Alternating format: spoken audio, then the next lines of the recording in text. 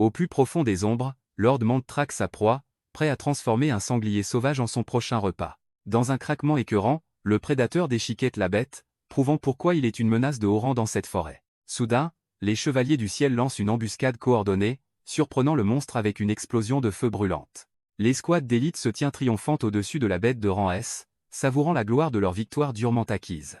De retour en ville, les fans hurlent de joie devant la diffusion, totalement stupéfaits par les incroyables prouesses au combat de Liu. Dans un complexe high-tech, le développeur principal ajuste ses lunettes, notant que les valeurs fondamentales du jeu se sont enfin stabilisées. Il explique que ce n'est pas juste une simulation de bas étage, car le monde entier est bâti sur la réalité concrète. Tout a commencé il y a 20 ans, quand de mystérieux portails nommés jungles se sont ouverts, inondant le monde de créatures magiques. Comme ces royaumes ne peuvent pas interagir physiquement avec notre monde, le danger reste sagement enfermé derrière une interface numérique. Finalement, Shenhuang Technology a pris le contrôle de ces dimensions, transformant l'Apocalypse en un jeu massif appelé Apocalypse Survival. Les joueurs plongent dans le portail, se transformant en chevaliers qui doivent lutter pour leur survie dans ce monde brutal. Même face à la menace du feu draconique, les gens trouvent leur vie ordinaire trashtier et cherchent quelque chose de différent. L'Indien contemple son chef-d'œuvre, fier d'être le cerveau derrière cette œuvre d'art vivante. Soudain, un cadre de haut rang nommé Liu Daolong fait irruption dans la pièce, cherchant un coupable à blâmer. Il jette une pile de rapports à l'Indien, exigeant de savoir pourquoi le monstre Mant a été nerfé. En tant que puissant guerrier et héritier de l'entreprise, Liu Daolong n'a pas l'habitude d'être ignoré par le personnel. Notre Galintien se contente de remonter ses lunettes, laissant le cadre pantois devant son explication froide et logique. Cette réponse touche clairement une corde sensible, et la patience du cadre finit par lâcher dans un moment de pure rage. Il attrape le développeur par le col, lui rappelant que le profit de la société passe toujours avant sa vision. L'Indien le repousse calmement, insistant sur le fait que ses paramètres de conception sont définitifs et ne seront pas modifiés. Liu plisse les yeux, sa patience s'étiolant alors qu'il s'apprête à sévir contre le personnel. Il aboie des ordres aux employés tremblants, déclarant que personne ne partira tant que le jeu ne répondra pas à ses standards cupides. Les membres du personnel aux alentours murmurent leur frustration, agacés que la défiance de notre gars augmente leur charge de travail. Le cadre se penche tout près, suggérant froidement que s'il déteste les règles, il n'a qu'à démissionner. L'Indien baisse les yeux, réalisant que ces gens ne sont que des vautours de la finance qui se fichent éperdument de la qualité. Soudain, une main attrape la sienne, l'arrêtant avant qu'il ne commette un geste qu'il pourrait regretter. Liu intervient, le suppliant désespérément de garder son sang-froid et de ne pas agir sous le coup de l'impulsion. Il la fixe, la tension dans la pièce étant assez épaisse pour être coupée avec une lame émoussée. On lui rappelle la dette écrasante sur ses épaules et le destin violent qui l'attend s'il est licencié. Il bouscule l'héritier arrogant en passant, se demandant s'il est encore prudent de rester dans ce trou à rats. Liu avertit notre gars de rester à sa place et d'éviter de faire quoi que ce soit que l'entreprise n'approuverait pas. Plus tard, l'Indien trouve un moment de calme avec Liu, qui le remercie de l'aider à survivre à ce boulot. Il minimise humblement la chose, affirmant n'avoir proposé que quelques suggestions mineures à son design déjà excellent. Elle reste inquiète, mentionnant des rumeurs selon lesquelles l'entreprise utiliserait la jungle pour éliminer quiconque se met en travers de leur chemin. Notre gars détourne le regard, lui promettant silencieusement qu'il trouvera un moyen de gérer la situation lui-même. Rassurée, elle affiche un sourire radieux avant de retourner au charbon au bureau. Elle la regarde partir, sachant qu'elle est la seule étincelle de lumière restant dans sa vie morose et criblée de dettes. Soudain, il l'appelle à nouveau, incapable de la laisser marcher vers la tempête imminente sans préparation. Il l'avertit que l'entreprise et le monde entier sont sur le point de subir une transformation terrifiante. Elle le regarde, stupéfaite, visiblement secouée par le poids de son sinistre avertissement. L'Indien serre le poing, jurant qu'il fera tout ce qu'il faut pour la protéger. Elle le surprend avec un baiser, laissant notre gars complètement étourdi et rougissant. Alors qu'elle s'éloigne, il se souvient du secret bouleversant sur lequel il est tombé par hasard au travail. Il réalise que démissionner n'est pas une option, car les recouvreurs de dettes et l'entreprise le traqueraient sans relâche. Pendant ce temps, au siège de la société, les gros bonnets se réunissent pour discuter de leurs projets louches. Un hologramme massif avertit le conseil que la jungle s'étend, pourtant le prix qu'ils convoitent reste caché. Liu se plaint que l'Indien bidouille constamment leurs données et qu'il en sait définitivement trop. Un cadre de l'ombre confirme que leur développeur principal a bel et bien découvert la vérité derrière la jungle. Il décide que quiconque détient un savoir aussi dangereux doit être éliminé définitivement avant de pouvoir agir. Le patron ordonne à Liu d'utiliser ses chevaliers d'élite pour enfin s'occuper de leurs petites nuisances. Le grand patron donne l'ordre final de liquider notre gars en plein milieu de la jungle. Liu sourit avec une pure malice, pensant à combien de temps il a attendu pour enfin régler ce compte personnel. Soudain, la forêt paisible éclate en un champ de bataille chaotique alors que des compétences de haut niveau déchirent les arbres centenaires. L'Indien est laissé meurtri et en sang, entouré par les cadavres des chevaliers d'élite qu'il a réussi à oxyre. Liu se moque de sa lutte, révélant qu'ils ne l'ont trouvé que parce que Liu Yu l'a forcé à abattre ses cartes. Il ricane face à l'architecte déchu, se demandant s'il avait anticipé d'être jeté comme un déchet par l'entreprise. Un sourire tordu et ensanglanté s'étire sur le visage de Liu alors qu'il s'apprête à savourer les derniers instants de l'exécution. Des lames tranchantes fendent l'air et la chair alors que la réalité de la situation vire au cauchemar. Notre gars allait sous le choc, sentant l'acier froid d'une lame le transpercer de la main de Liu Yu. Alors que sa vue commence à baisser, il ne peut que se demander pourquoi la seule personne en qui il avait confiance a choisi de le tuer. La jungle n'était pas juste une découverte. C'était un cauchemar numérique destiné à consumer le monde il y a 10 ans. L'humanité est forcée de s'adapter alors que cet enfer vert engloutit les villes, ne laissant d'autre choix à chacun que d'y entrer. En tant qu'architecte principal, Lin Tian connaissait la vérité, mais il n'est plus qu'un homme brisé saignant dans la poussière. Il pensait avoir surpassé l'entreprise en éliminant leurs sbires, mais il n'a jamais vu venir la véritable menace. Luo Yu explique froidement que toute sa vie, de la mort de ses parents à ses dettes, était un coup monté de l'entreprise. Elle se moque de son talent, révélant qu'elle n'était que la police d'assurance finale pour s'assurer qu'il reste sous leur coupe. Notre héros est complètement sidéré, réalisant enfin que la femme en qui il avait le plus confiance était son véritable bourreau. Lui intervient, satisfait que le travail soit fait sans qu'il ait besoin de lever le petit doigt cette fois-ci. Il affiche un sourire de bas étage, savourant la vue du génie architecte enfin jeté comme un déchet de la veille. Il décide de l'abandonner au monstre en embuscade, laissant les ombres finir ce que la compagnie a commencé. Les traîtres disparaissent à travers un portail, laissant notre héros se faire déchiqueter par ses propres créations monstrueuses. Les bêtes se rapprochent pour le coup de grâce, ignorant que leur créateur a encore un dernier tour désespéré en réserve. Soudain, une alerte système rouge se déclenche, détectant son état de mort imminente et initiant un protocole d'urgence caché de haut niveau. L'Intian fixe la grille numérique, priant pour que son pari d'activer le système caché ait réellement fonctionné. Sa main broyée commence à se déformer et à s'affûter, confirmant que la transformation en monstre a enfin commencé. Il affiche un sourire machiavélique, sachant qu'il a réussi à tromper la compagnie en leur faisant croire que son armure était sa seule arme. Il y a des années, des chercheurs ont découvert des archives anciennes sur le Seigneur de la Jungle, une créature qui régnait autrefois sur cet enfer numérique. Cette bête légendaire était si terrifiante que chaque race du jeu vivait dans la peur absolue de sa puissance.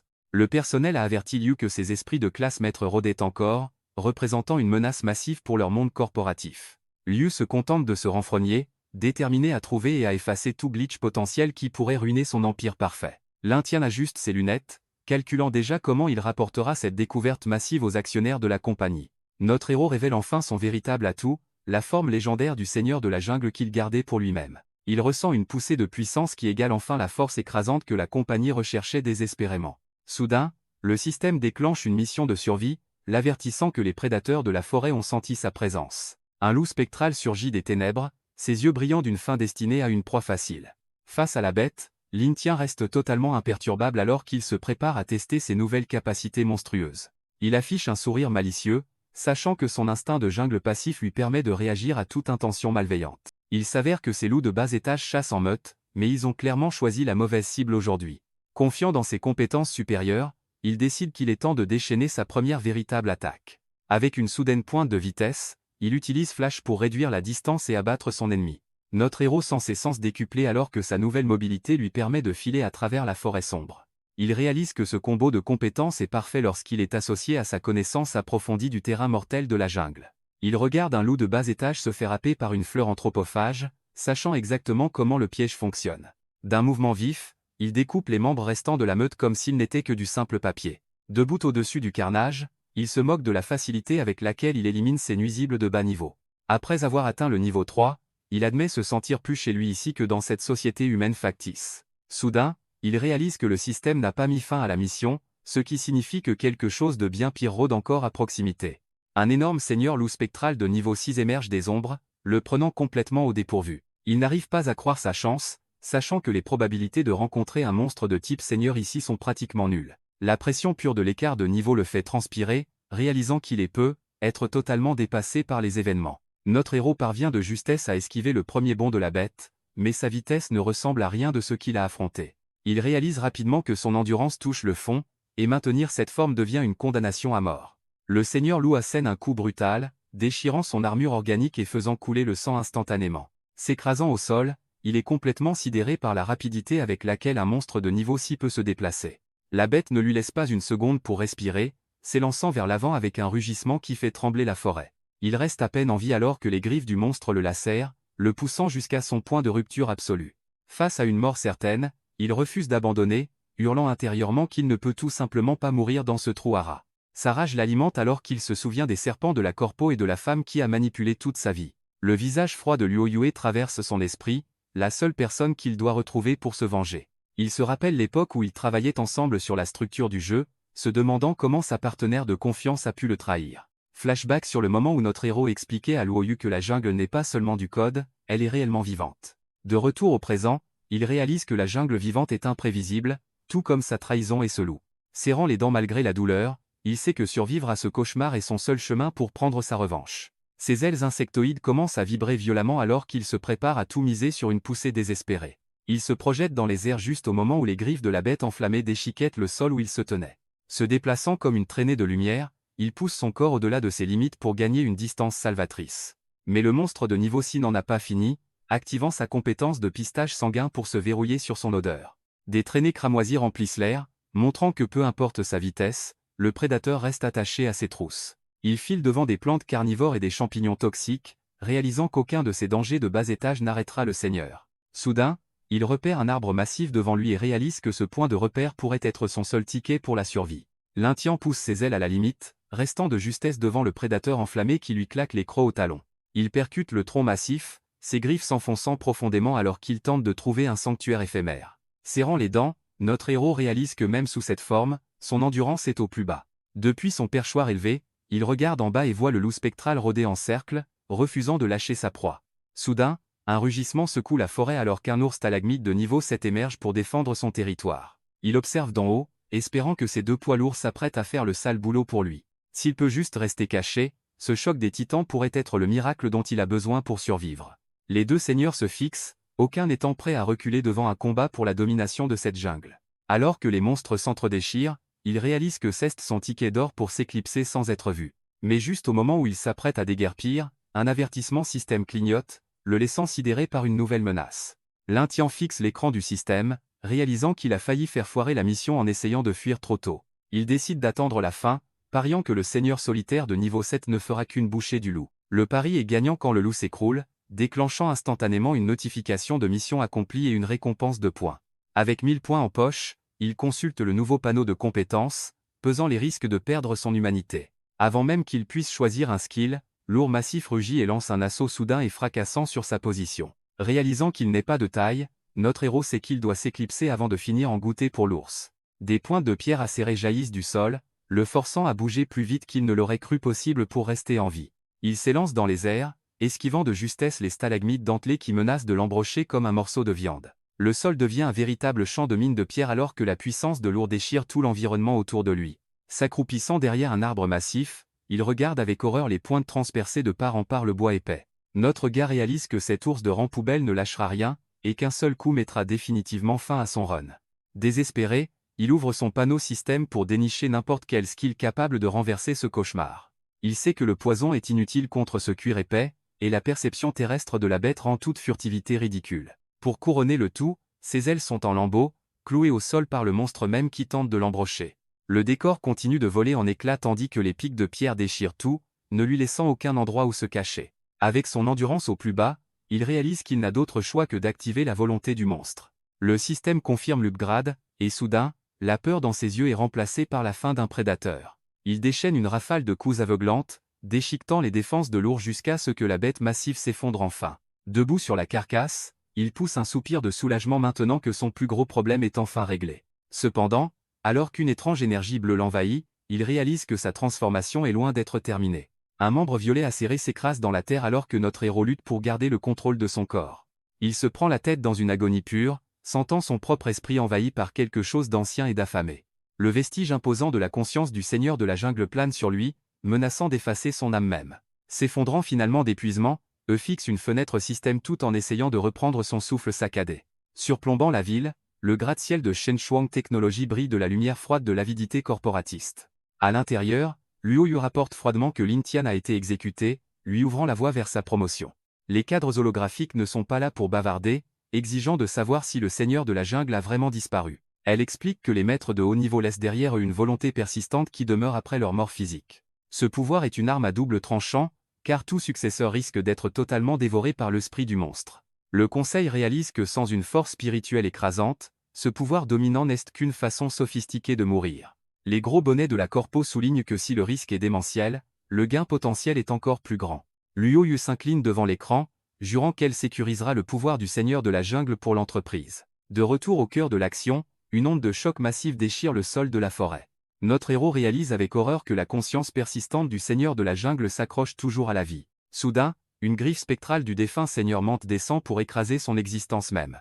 Alors que le monstre envahit son esprit, il sait que perdre ce combat mental signifie devenir une bête sans cervelle. Malgré la douleur, il refuse de craquer, animé par un besoin brûlant de venger ses camarades tombés au combat. L'esprit insectoïde géant hurle à ses côtés, tentant d'écraser son âme avec sa propre rage primale.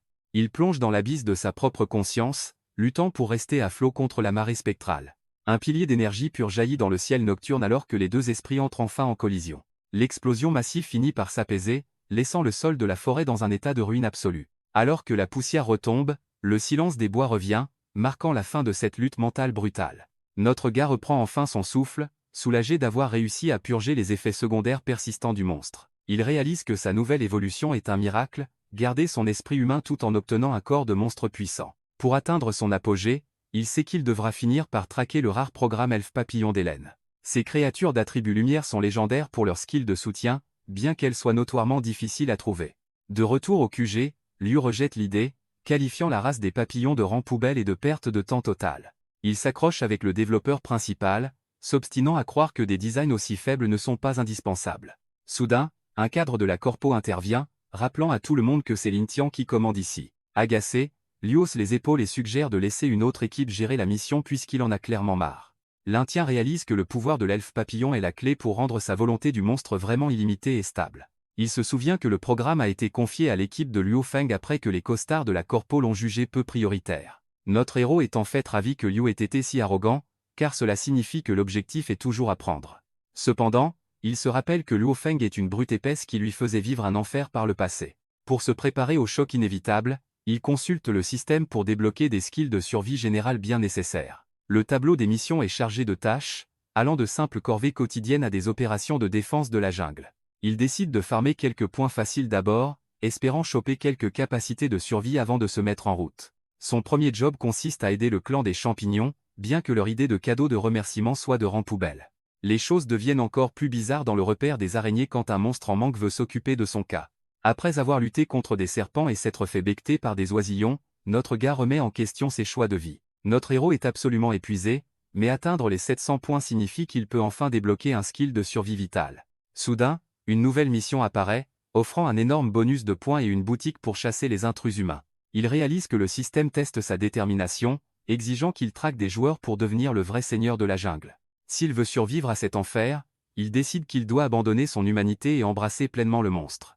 Pendant ce temps, au fond des vallées escarpées, un groupe de chasseurs arrogants marche vers le territoire elfique. Une masse lourde écrase un monstre local alors que les envahisseurs se frayent un chemin à travers l'entrée du labyrinthe. Liu Feng grille de la facilité de la chasse, convaincu que les légendaires elfes papillons ne sont qu'un mythe de rang poubelle. La brute épaisse est obsédée par le royaume de l'arbre fougère, attirée par la promesse d'un énorme pactole corporatiste.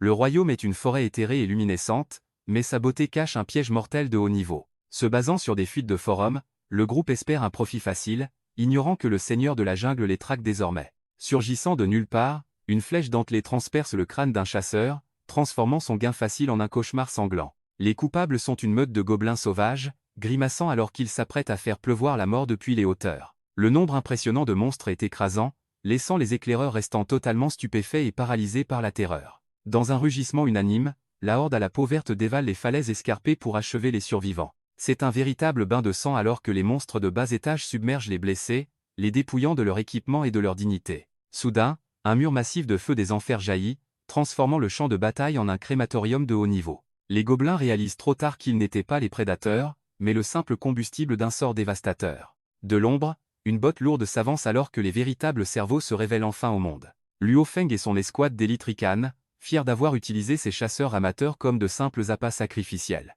Le berserker ordonne nonchalamment à son équipe d'éliminer la vermine restante pour s'emparer des récompenses de rang S. Cheng Ji décoche une flèche lumineuse, signalant l'exécution finale des monstres piégés. Sa compétence flèche d'éclat s'abat, transformant les gobelins de bas étage restants en pelotes d'épingles lumineuses. Luo Feng et son escouade se tiennent fièrement, regardant le feu consumer tout ce qu'ils ont utilisé comme appât. Soudain, une pointe de pierre massive surgit, prouvant que quelqu'un de bien plus dangereux observe ce gâchis corporatiste. Notre gars Lin se terre dans l'ombre, réalisant que sa forme de monstre fait de lui un paria permanent.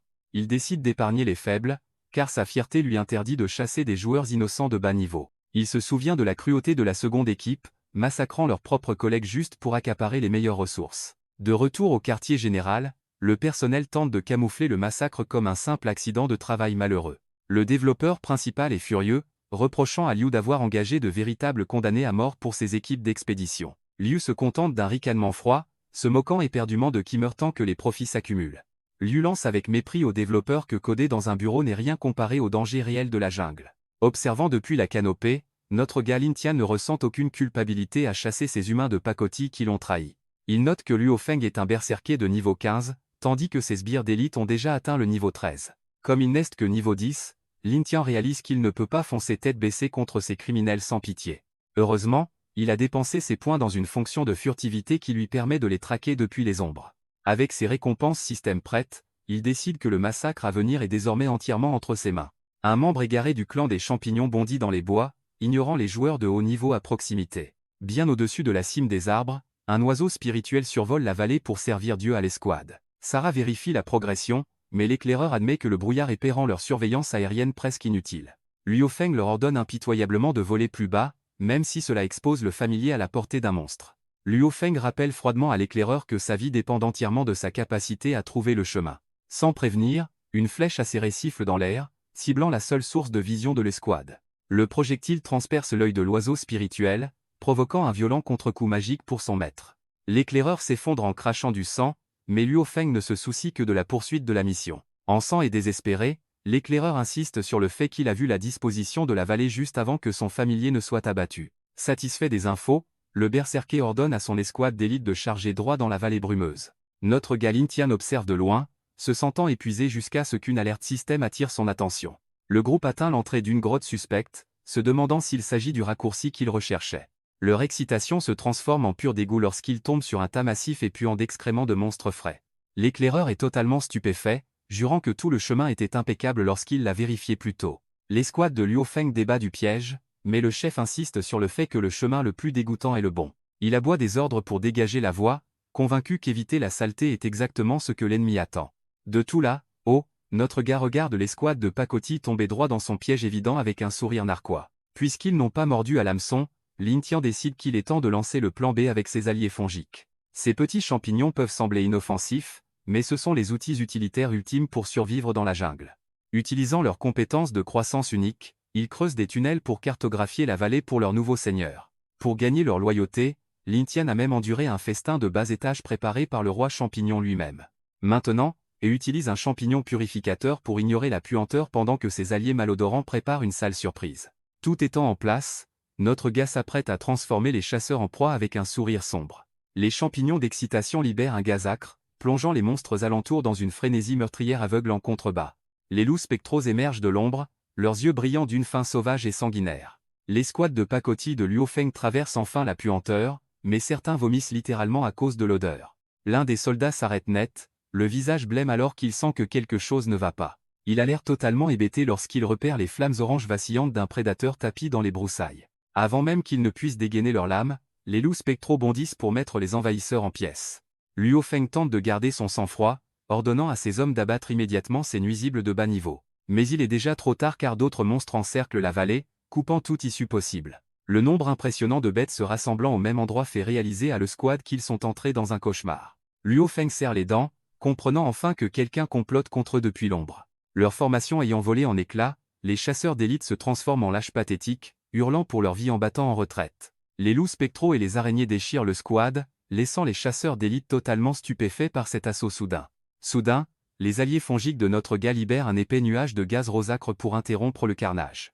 La puanteur accablante force les monstres à battre en retraite, prouvant que même les créatures les plus humbles peuvent renverser la vapeur. Toussant dans la brume, les soldats restants reprennent leur souffle et croient bêtement avoir été sauvés. Leur soulagement s'évapore instantanément lorsqu'une silhouette familière et terrifiante émerge de la brume, dégageant une intention meurtrière glaciale. La réalité les frappe de plein fouet quand ils réalisent que l'homme qu'ils brutalisaient autrefois est devenu un monstre. Ces lâches de bas étage commencent immédiatement à ramper, prétendant qu'il ne faisait qu'obéir aux ordres des supérieurs de l'entreprise. Un soldat repère une ouverture momentanée et décide de tout miser sur un coup de poignard dans le dos désespéré. Ils s'élancent de toute leur force, espérant tuer le seigneur de la jungle avant même qu'il ne puisse réagir. L'Indien se contente de plisser les yeux, prêt à leur montrer exactement ce qui se passe quand un boulot se transforme en arrêt de mort. L'Indien se déplace comme un éclair, massacrant les soldats de bas étage avant même qu'ils ne puissent scier. Il se tient au-dessus des corps, réalisant que ce n'est plus seulement du business, c'est une rancune profondément personnelle. Le système confirme sa progression, le récompensant avec des points pour avoir massacré les humains qu'il appelait autrefois ses pairs. En regardant son reflet, notre gars admet qu'il ne ressent plus aucun lien avec la race humaine. Il vérifie son solde, frustré qu'il lui manque encore 100 points pour enfin débloquer la capacité de vol. Il félicite le petit champignon pour son excellent travail, ayant réussi à diviser les rangs ennemis. Laissant les cadavres derrière lui, il prépare le plan C, visant à chasser le tigre pour dévorer le loup. Les pics acérés de la forêt de pierre noire se dressent devant lui, marquant le territoire d'un nouvel ennemi dangereux. À l'intérieur des grottes, des gobelins paniqués accourent pour rapporter que des intrus humains ont encore violé leur territoire. L'imposant général gobelin bouillonne sur son trône, furieux que les humains chassent à nouveau le clan des papillons d'Hélène. Le général gobelin perd la tête, insistant sur le fait que le grand plan de leur roi ne peut pas être gâché par des déchets humains. Il rassemble sa meute à la peau verte pour massacrer chaque intrus avant qu'il n'atteigne l'eucalyptus sacré. Pendant ce temps, Luo Feng cherche un bouc émissaire, rejetant leurs récents échecs sur la piètre performance de l'éclaireur blessé. Le pauvre gamin s'effondre, jurant que ses cartes étaient parfaites et que les monstres se jouent clairement d'eux. Luo Feng se moque des excuses et se prépare à exécuter le garçon pour être un boulet de bas étage. Désespéré de sauver la vie de son frère, Sarah supplie le chef de faire preuve de clémence juste pour cette fois. Luo Feng ne cède qu'en raison du statut de Sarah, bien qu'il prévienne l'éclaireur qu'il perdra ses yeux la prochaine fois. Alors que l'équipe installe le camp, les hommes chuchotent sur le prix sombre que Sarah paie pour protéger son frère. Ils se taisent rapidement lorsqu'ils réalisent que le tireur d'élite de l'équipe est à portée de voix de leur commérage dégoûtant. Cheng Ji est assis dans l'ombre, bouillonnant d'une rage silencieuse qui promet un règlement de compte sanglant. L'Indien se remémore les données de l'entreprise confirmant que le tireur d'élite et la mage étaient en fait un couple dévoué. Il surplombe le camp des hors-la-loi, sachant que ces criminels de bas étage n'ont nulle part d'autre où aller. La jungle est devenue un gouffre sans foi ni loi où seuls les plus brutaux et les plus désespérés peuvent espérer survivre. Notre gars trouve pathétique que l'archer accepte une telle humiliation juste pour rester en vie. Cheng Yi enduit ses pointes de poison, son esprit tourmenté par la trahison qu'il est forcé d'endurer. Pendant que le chef s'amuse, le reste de l'escouade boit en écoutant ces bruits dégoûtants.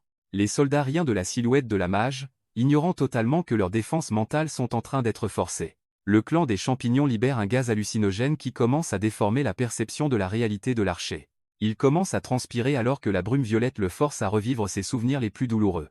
Voir sa femme dans les bras de son bourreau finit par le faire basculer. Le clan des champignons opère sa magie, diffusant des sons et du gaz pour transformer le camp en un rêve fiévreux. Notre gars observe depuis l'ombre, sachant que le brouillard psychédélique forcera ces types à commettre l'impensable.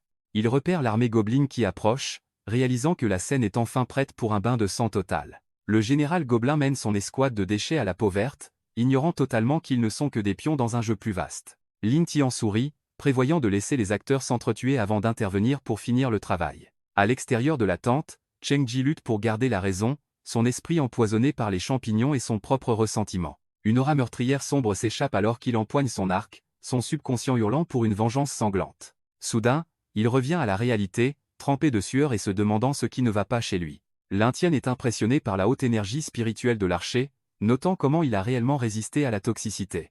À l'intérieur de la tente, le chef de bas étage se moque de la faiblesse de son subordonné tandis que sa femme défend son ex. Luo Feng grimace alors que sa copine touche l'immonde cicatrice enchantée que Lin Tian a laissée sur son torse. Elle lui rappelle qu'il a failli mourir lors de cette suppression d'entreprise sans son intervention opportune. Notre gars Lin Tian était une bête, cachant son véritable pouvoir tout en jouant le rôle d'un gringalet. Luo Feng pousse un soupir de soulagement, pensant que le monstre qui hantait ses cauchemars est enfin mort. Il se moque de la lâcheté de Shang Ji, imaginant que l'archer a fui parce qu'il ne pouvait pas supporter la pression. De tout là, l'Indien observe le camp, satisfait de voir que l'armée gobelin est pile à l'heure. Il verrouille sa cible sur l'archer, sachant que cette opération dépend de son élimination en premier. Soudain, l'air nocturne est déchiré par les cris désespérés d'une attaque ennemie imminente. Luo Feng se redresse brusquement dans son lit, réalisant que sa nuit paisible vient de se transformer en un véritable cauchemar. L'escouade de déchets gobelins envahit le camp, et le véritable bain de sang commence enfin pour de bon. Luo Feng est stupéfait que les formations de défense du camp ne les aient pas alertés de l'invasion des déchets gobelins. Il s'avère que les potes champignons de notre gars Lin Tian étaient occupés à voler les gemmes de défense sous leur nez. Luo Feng n'arrive pas à croire que ces monstres soi-disant stupides aient eu l'intelligence de démanteler leur sécurité high-tech en premier. Avant qu'ils ne puissent réaliser la trahison, le général Gobelin charge à travers le chaos comme un train à grande vitesse. L'imposante bête ricane devant les humains, traitant Luo Feng de singe sans poil pathétique avant de balancer son arme. Leurs armes s'entrechoquent dans une pluie d'étincelles alors que Luo Feng tente désespérément de tenir bon. Il commence à trembler, réalisant que la puissance brute de ce monstre dépasse de loin tout ce qu'il peut gérer seul. Le général Gobelin ne lui laisse pas une seconde pour respirer, préparant un coup de grâce dévastateur. Luo Feng recule en catastrophe, hurlant à ses archers de se mettre en formation et de sauver sa peau minable. Un soldat paniqué porte le coup de grâce à son moral, annonçant que Sheng Ji les a officiellement abandonnés. Luo Feng pète les plombs, maudissant l'archer pour sa désertion alors que le général Gobelin réduit la distance.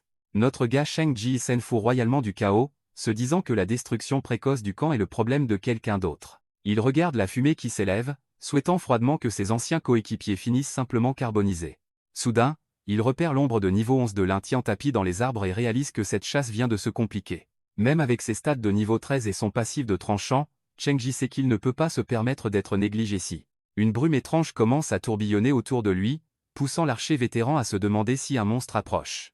Ses yeux se fixent sur une cible dans les broussailles, convaincu d'avoir enfin trouvé le rat caché dans l'obscurité. Sans hésiter, il bande son arc et décoche une flèche explosive pour mettre fin à ce jeu une bonne fois pour toutes. Le projectile fend l'air, visant droit au cœur de la silhouette mystérieuse qui se tient dans la clairière. Mais alors que la fumée se dissipe, il réalise qu'il a mordu à un piège de bas étage, la cible n'est qu'un leurre. Notre Galintia ne perd pas une seconde, bondissant des ombres avec une frappe instantanée mortelle. Leurs armes s'entrechoquent dans un tintement strident, mais l'archer galère clairement face à cette vitesse monstrueuse. Le cœur de Shang Ji s'effondre en réalisant que le leur n'était qu'un appât pour cette attaque surprise brutale. Avant même qu'il puisse respirer, un coup violent envoie le tireur d'élite vétéran rouler en arrière dans la poussière. Il parvient de justesse à s'ancrer au sol, serrant les dents tout en essayant de reprendre ses esprits.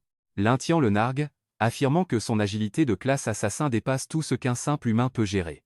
Il atterrit avec une grâce de prédateur, ressemblant en tout point au cauchemar que les développeurs ont tenté de supprimer. Soudain, il active sa compétence de furtivité, sa silhouette scintillant de mana avant de s'évaporer dans les airs. Seul dans les bois silencieux, Sheng Ji est stupéfait et se demande comment il va survivre à ce fantôme. Désespéré de voir le visage de son tueur, il enchante une flèche de lumière pour dissiper les ténèbres. Sheng Ji lâche sa flèche de lumière, espérant que l'éclat finira par débusquer son prédateur invisible. Mais notre Galintian est juste d'un autre niveau, attrapant nonchalamment le projectile brillant en plein vol.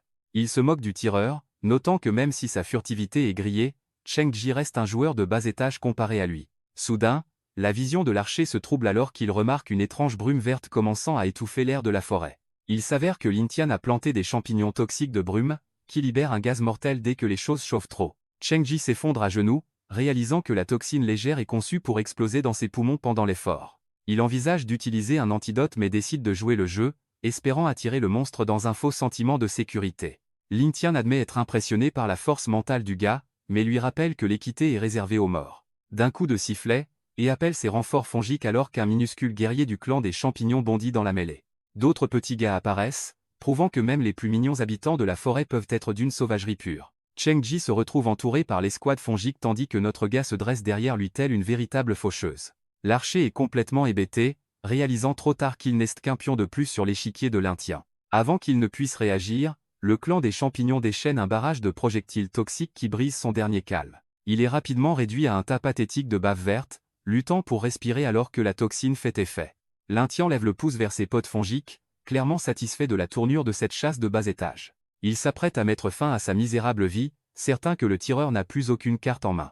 Soudain, une volée de flèches dorées fend la brume, prouvant que la proie a encore du répondant. Notre gars esquive sans effort les tirs, réalisant que l'archer n'est pas encore prêt à passer l'arme à gauche. Sheng Ji se force à se relever, utilisant une faible compétence de soin pour contrer de justesse les effets corrosifs de la bave. Trempé de crasse et poussé par un pur désespoir, il hurle qu'il entraînera le monstre en enfer avec lui. Lintian se moque de l'archer, notant que même avec des antidotes, sa visée reste niveau poubelle à cause des toxines. Notre gars décide que les jeux sont finis, affirmant que ses attaques pathétiques ne fonctionneront plus sur lui. Sheng Ji est stupéfait de voir le visage de Lintian juste avant qu'une frappe mortelle ne mette fin à sa misérable vie. D'un regard froid, il dit à son ennemi déchu de reposer enfin en paix alors que la lumière s'éteint. Le système le récompense par un gain de niveau et plus de points, qu'il compte utiliser pour de nouveaux déblocages. Soudain, il sent une étrange vibration dans l'air qui le remet en état d'alerte maximale. Un immense cercle de téléportation jaillit du sol, signalant que de nouveaux ennuis arrivent par portail. Il se couvre le visage face à la lumière aveuglante, se préparant à tout ce qui pourrait franchir le portail. Pendant ce temps, le camp humain se transforme en un véritable enfer alors que les flammes consumant tout sur leur passage. Luo Feng perd la tête dans le chaos, dévastant tout sur son passage comme une bête acculée. L'escouade panique, rapportant à leur capitaine que leur tireur d'élite a officiellement clamsé. Luo Feng fulmine, réalisant qu'un rat a exploité le chaos pour éliminer son coéquipier isolé. Sentant le vent tourner, il aboie à Sarah de lancer le rituel de téléportation pour les sortir de là. D'immenses sauts bleus s'allumant sur le terrain escarpé alors que la magie rituelle de haut niveau commence à déferler. La lumière s'intensifie, signalant le départ imminent des humains restant de cette zone de désastre absolu. Même le général Gobelin reste planté là, complètement hébété par la soudaine disparition des humains. Notre gars observe le spectacle, se demandant si tout ce bordel n'était qu'un appât pour le faire sortir. Dans un flash de mana, le squad d'élite est projeté à travers l'espace, laissant le carnage derrière elle.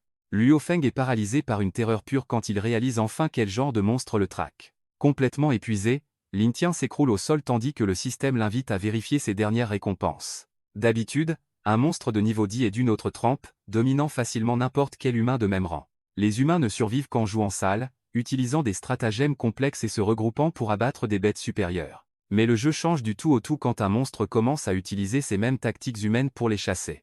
Luo Feng reste là, complètement hébété, incapable de comprendre comment un monstre peut posséder une telle intelligence.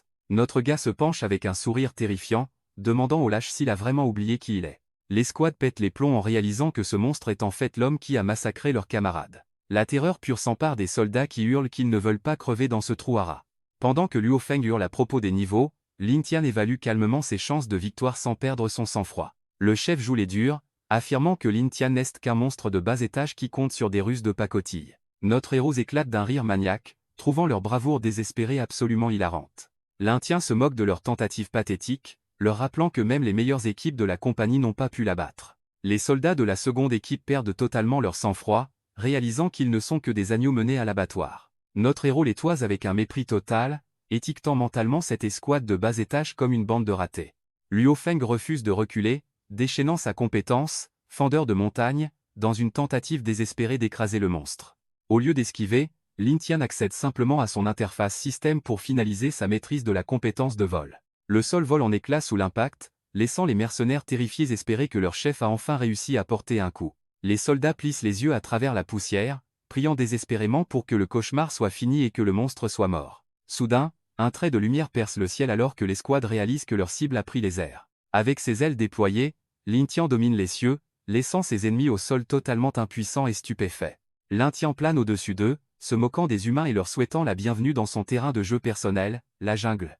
Il descend tel un prédateur, assumant pleinement son rôle de messager de leur perte imminente. Les mercenaires de bas étage s'agitent, déchaînant désespérément chaque sort et flèche de leur arsenal pour l'abattre. Notre héros danse dans les airs, se demandant s'il croit vraiment que des attaques à distance aussi pathétiques peuvent l'atteindre. Sarah s'avance avec un réseau de lumière éblouissant, gagnant un rare moment de respect pour sa magie de traque. Même avec sa traque, l'agilité de Lin Tian est d'un autre niveau alors qu'il se faufile entre les rayons sans effort. Voyant son escouade échouer, Luo Feng met toutes ses forces dans un jet de hache massif, espérant un miracle. Le coup l'effleure réellement, faisant réaliser à Lin Tian que la puissance brute d'un guerrier de niveau 15 n'est pas une blague. Malgré ce passage près de la correctionnelle, l'escouade ne peut que regarder avec frustration leur cible restée hors de portée. Lin Tian leur fait un doigt d'honneur, promettant qu'il les tuera sans faute la prochaine fois qu'ils se croiseront. Il s'élance dans le clair de lune, laissant l'escouade de bas étage mordre la poussière.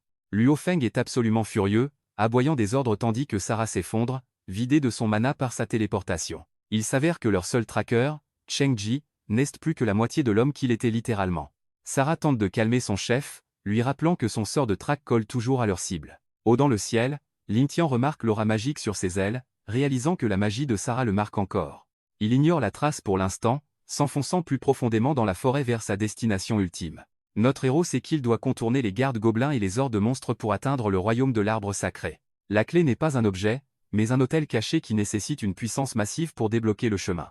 Lin Tian est agacé car son plan de laisser l'escouade de bas étage et les gobelins s'entretuer a échoué. Il observe l'eucalyptus brillant, sachant que le retour des gardes gobelins fera de l'accès à l'hôtel un cauchemar. Notre héros réalise qu'il peut renverser la situation et utiliser la marque de Sarah pour attirer ses ennemis à la place. La forêt sombre reste silencieuse alors que le poids de l'embuscade ratée pèse sur le paysage escarpé.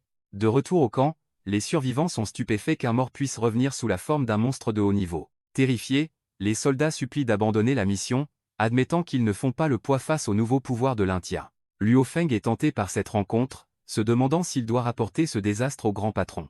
Il se souvient de la froide philosophie de Liu, seuls les forts méritent d'exister, faisant de l'échec une condamnation à mort. Réalisant que sa vie est en jeu, décide de se taire et de régler ce pétrin lui-même. Sarah rappelle à Luo Feng qu'elle a déjà marqué leur cible avec un sort de traque pour empêcher sa fuite. Luo Feng grince des dents, sachant que le créateur de ce monde comprend chaque classe et compétence mieux que quiconque. Il réalise que si le grand patron apprend qu'ils ont galéré contre un niveau 12, ils seront considérés comme des moins que rien. En regardant la forêt luminescente, il déduit que notre héros chasse en fait les papillons rares près de l'hôtel. Alors que Luo Feng jure d'en finir avec lui, Lin Tian sourit, prêt à transformer les chasseurs en proie. Les membres de l'escouade se précipitent pour poser les derniers nœuds de cristal, désespérés de verrouiller la zone avant qu'ils ne frappent. Sarah canalise son mana dans la formation, espérant qu'une barrière massive clouera enfin le monstre volant au sol.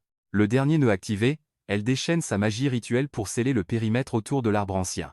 Un dôme bleu massif surgit au-dessus du royaume de l'Eucalyptus, piégeant tout le monde à l'intérieur pour l'affrontement final. Sarah sent son mana s'épuiser alors que la marque de traque sur notre héros commence à vaciller et à s'estomper. Luo Feng la soutient, affirmant que leur cible est comme une flèche en fin de course, sans nulle part où fuir. Il fixe la barrière massive, confiant que le périmètre est assez serré pour garantir qu'aucune fuite n'est possible. Pendant ce temps, Lin Tian se cache dans l'ombre, frustré que sa guérilla n'ait pas encore révélé l'emplacement de l'hôtel. Il a utilisé le clan des champignons pour appâter des gobelins de bas étage et les pousser à attaquer le camp humain pour semer le chaos. Cependant, l'escouade est trop bien coordonnée, balayant facilement les monstres une fois leur formation défensive en place. Avec des mages pour soigner et des archers pour nettoyer le terrain, cette équipe d'élite semble presque invincible dans la jungle sombre. Luo Feng se tient au-dessus des cadavres, certain qu'ils nettoieront la vallée à moins que le général gobelin ne se montre enfin. Même au niveau 13, notre héros sait qu'il ne peut pas affronter toute l'équipe et compte sur la protection des arbres. Lin Tian met la pression sur le clan des champignons, sachant que leur lien avec la terre est sa seule chance de trouver l'hôtel. Une fois que les petits gars confirment l'emplacement, notre héros réalise qu'il est enfin temps que la bataille décisive commence. Sarah ne perd pas une seconde, canalisant son mana dans un sort de traque pour localiser la position exacte de la cible. L'escouade se tient au-dessus des cadavres de gobelins de bas étage alors qu'ils croisent enfin le regard de leur proie insaisissable. Luo Feng rugit pour que son équipe se déploie, convaincu que Lin Tian s'est enfin acculé tout seul. Il est absolument obsédé par l'idée de finir le travail cette fois, menant ses soldats d'élite plus profondément dans les bois sombres. Notre héros s'envole, imperturbable face au remue-ménage car il sait que c'est la phase finale qu'il désirait. Avec un sourire sinistre, eux se préparent à renverser la situation et à montrer à ses chasseurs qui est le vrai prédateur. Le clan des champignons libère ses phéromones, déchaînant une horde massive de monstres pour plonger la vallée dans le chaos. L'escouade atteint l'eucalyptus massif, ignorant qu'elle vient de tomber dans un piège mortel parfaitement orchestré. Luo Feng ordonne à ses hommes de resserrer la barrière, certain que cet endroit sera la tombe de Lin Tian. Soudain, la forêt s'embrase alors qu'une vague de loups spectraux et d'horreurs mort-vivantes charge les envahisseurs humains. Luo Feng fronce les sourcils et aboie des ordres pour que ses équipes se séparent et contiennent le chaos imminent. Les soldats d'élite sont immédiatement submergés, forcés à une lutte désespérée contre les prédateurs les plus sauvages de la jungle. Sarah et les autres réalisent que ces bêtes sont en mode berserk, probablement rendues folles par une toxine de haut niveau cachée. Lin Tian observe le carnage avec un sourire glacial, se moquant d'eux pour avoir sous-estimé un prétendu monstre de niveau 12. Le sol se fracasse sous une force massive, signalant l'arrivée d'une menace qu'il n'avait jamais anticipée. Le cœur de Luo Feng s'effondre quand le général gobelin émerge, réalisant que notre gars vient de jouer son ultime atout. Poussé par un pur désespoir, le chef d'escouade charge le mastodonte, espérant reprendre le contrôle de ce cauchemar qui dégénère. Sarah dit à l'escouade de rester en arrière, confiante que Luo Feng peut gérer seul ce gobelin surdimensionné. Elle conjure une projection lumineuse, réalisant que notre gars se cache bien plus près qu'il ne l'imaginait. Convaincue que Luo Feng est déjà fini, Sarah fonce pour le venger en tuant Lin Tian. Cachée sous les racines d'un arbre massif, une entrée high-tech vrombit d'une énergie ancienne et interdite. Lin Tian entre dans la chambre secrète, réalisant que l'eucalyptus n'était qu'un masque pour l'hôtel. Il commence à déchiffrer les lettres lumineuses de la jungle, reconnaissant d'avoir passé du temps à étudier les écritures les plus obscures du monde. Son compagnon champignon panique, l'avertissant que les chasseurs humains l'ont déjà traqué jusqu'au sanctuaire. Des piliers de flammes surgissent soudainement autour de lui alors que l'escouade tente de le piéger dans une cage de feu. Notre gars atterrit pile au milieu de leur cercle magique, accueillant moqueusement ses invités à la fête. Il analyse calmement le piège à double couche, admettant que Sarah a un talent plutôt correct pour une humaine. Sarah et ses mages activent avec succès le piège de gravité, croyant avoir enfin immobilisé notre gars.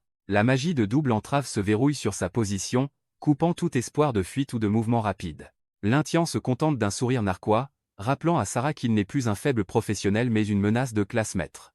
Excédée par ses provocations, Sarah rassemble chaque once de mana pour une frappe finale désespérée.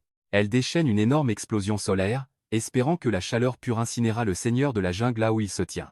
À travers la lumière aveuglante, le sourire de notre gars reste large alors qu'il accueille cette tentative futile de le tuer. Pendant ce temps, Luo Feng écrase enfin le général gobelin, récoltant assez d'expérience pour atteindre le niveau 6. Il décide de retarder son changement de classe, estimant que sa puissance brute actuelle suffit déjà pour sa vengeance. Regardant le carnage autour de lui, réalise soudain que Sarah a disparu et exige de savoir où elle se trouve. Une vague de frustration l'envahit en réalisant que son escouade s'effondre pendant qu'il était occupé. L'Indien se moque de cette magie pathétique, affirmant que l'intensité actuelle est loin d'être suffisante pour l'égratigner. Debout au milieu des flammes, notre gars exige un défi plus intense de la part de ses anciens alliés de bas étage. Sarah réalise qu'il utilise l'autel du royaume sylvestre pour absorber leur sort, ce qui la laisse complètement stupéfaite. Il révèle que son plan est bien plus profond qu'une simple défense alors que la formation magique commence à se fissurer. Avec un sourire sinistre, il explique qu'il va drainer chaque goutte de leur mana pour se nourrir. Tout le dispositif vole en éclats dans un vortex tourbillonnant, transformant leur propre puissance en arme pour le protagoniste. Sarah n'en croit pas ses yeux, se demandant comment un non-mage pourrait manipuler des structures magiques d'un tel niveau. Le reste de l'escouade se précipite à travers les bois, sentant que le vent a officiellement tourné contre eux. Luo Feng regarde avec horreur la barrière s'estomper, réalisant qu'ils ont perdu leur seule chance de le piéger. Le dôme d'énergie massif finit par se dissiper, laissant la forêt grande ouverte pour le prochain coup de notre gars. Luo Feng bouillonne de rage, terrifié à l'idée que leur cible soit sur le point de lui échapper une fois de plus. Notre gars se souvient de la stèle qu'il gérait autrefois, le fondement même des voies professionnelles du monde. À l'époque où il était humain, il maîtrisait chaque classe, mais l'époque du guerrier standard est révolue. Même si sa forme de monstre limite ses anciennes compétences, il se tient toujours devant l'autel avec une autorité totale. Puisqu'il a littéralement conçu ces systèmes, il modifie juste le code pour vider la formation magique de l'escouade. Leurs armes tombent au sol avec fracas alors que l'énergie soutenant leur formation s'évanouit purement et simplement. Sarah et ses coéquipiers restants s'effondrent, totalement hébétés alors que leur mana est aspiré hors de leur corps. Lin Tian admet que leur entêtement lui a donné une meilleure idée que de simplement les laisser s'entretuer. Au lieu d'y aller seul, il décide d'utiliser ses chasseurs de bas étage comme clé pour déverrouiller le royaume sylvestre. Sarah l'avertit désespérément que la compagnie le traquera, mais ses menaces tombent dans des oreilles monstrueuses. Les chasseurs de bas étage commencent à ramper, blâmant désespérément Luo Feng et la compagnie pour leur choix pathétique. Notre gars leur adresse un sourire glaçant, leur disant de ne pas s'inquiéter car leur souffrance est presque finie. Pendant ce temps, Luo Feng charge toujours à travers les broussailles, convaincu que la magie de Sarah gardera sa cible immobilisée. Ces hommes commencent à stresser, se demandant pourquoi la forêt est si calme et si les mages ont échoué. La réalité frappe enfin Luo Feng de plein fouet, et il refuse de croire que son plan est en train de s'effondrer. Il arrive pour trouver l'Indien en train de chiller sur un trône, entouré des corps froids de l'escouade de mages. Les survivants sont absolument stupéfaits, réalisant qu'ils n'ont pas affaire à un simple mob de bas niveau, mais à un monstre de rang divin. L'Indien dit simplement aux déchets restants de se détendre, promettant que tout le monde aura sa part. La panique s'installe instantanément alors que les chasseurs réalisent qu'ils ne sont que des proies et tentent de s'enfuir dans l'obscurité. Mais notre gars est trop rapide, comblant instantanément l'écart et les découpant comme un couteau brûlant. L'Indien blitz les derniers chasseurs de bas étage, s'assurant qu'ils sachent exactement à qui appartient cette forêt désormais. Le chasseur chauve ne peut même pas réaliser la vitesse avant que son monde entier ne devienne un flou d'agonie. Notre gars s'arrête un instant, véritablement curieux de la folie absolue qui se déroule juste devant lui. Il s'avère que Luo Feng est tellement tilté qu'il commence à massacrer ses propres hommes juste parce qu'il tente de battre en retraite. La brute prétend qu'il n'y a pas de place pour les lâches dans son escouade, montrant son vrai visage impitoyable. L'Indien se contente de rire et de se moquer de lui, remerciant l'homme de lui avoir épargné la corvée du nettoyage. Luo Feng admet enfin qu'il a sous-estimé le développeur, tandis que Lin Tian lui suggère moqueusement de s'enfuir. Mais notre héros ne compte pas le laisser partir, expliquant qu'il attendait précisément ce moment pour régler ses comptes. Il fonce avec une vitesse démente, déclarant que la force est la seule loi qui compte dans cette jungle. Leurs armes s'entrechoquent dans une explosion de puissance alors que l'ultime duel contre la brute commence enfin. Notre gars réalise que cette brute est en fait un joueur de haut niveau et décide de garder ses distances. Il s'évapore dans les airs, prenant le colosse au dépourvu avec une attaque soudaine surgie de l'ombre. Même avec une attaque surprise, il est agacé de voir que l'armure financée par la corpo tient bon. Puisque la force brute ne suffit pas, il sait qu'il doit compter sur une vitesse pure et aveuglante pour gagner. Il plante son talon au sol, se préparant à pousser son corps insectoïde jusqu'à ses limites absolues. Une tempête de taillades s'abat alors qu'il tente de trouver une seule faille dans cette défense lourde. Le métal hurle contre la chitine, mais le chef d'escouade reste immobile tel une montagne. Les yeux de la brute brillent d'une intention meurtrière, apparemment imperturbable face à cette pression incessante. Il sourit simplement à travers le chaos, demandant d'un ton moqueur si ce spectacle pathétique est tout ce qu'il a. Soudain, la brute balance sa lame massive, forçant notre héros à reculer d'un bond pour éviter d'être tranché. L'Intian est projeté en arrière, réalisant que la force brute du colosse est encore plus terrifiante qu'il ne l'imaginait. Luo Feng se tient là comme un mur, demandant avec dédain si ce coup faiblard était vraiment son meilleur effort. Soudain, un minuscule membre du clan des champignons surgit, l'air absolument furieux contre l'arrogant chef d'escouade. Avant que la brute ne puisse réagir, toute une nuée de ses petits gars l'entoure, le laissant complètement pantois.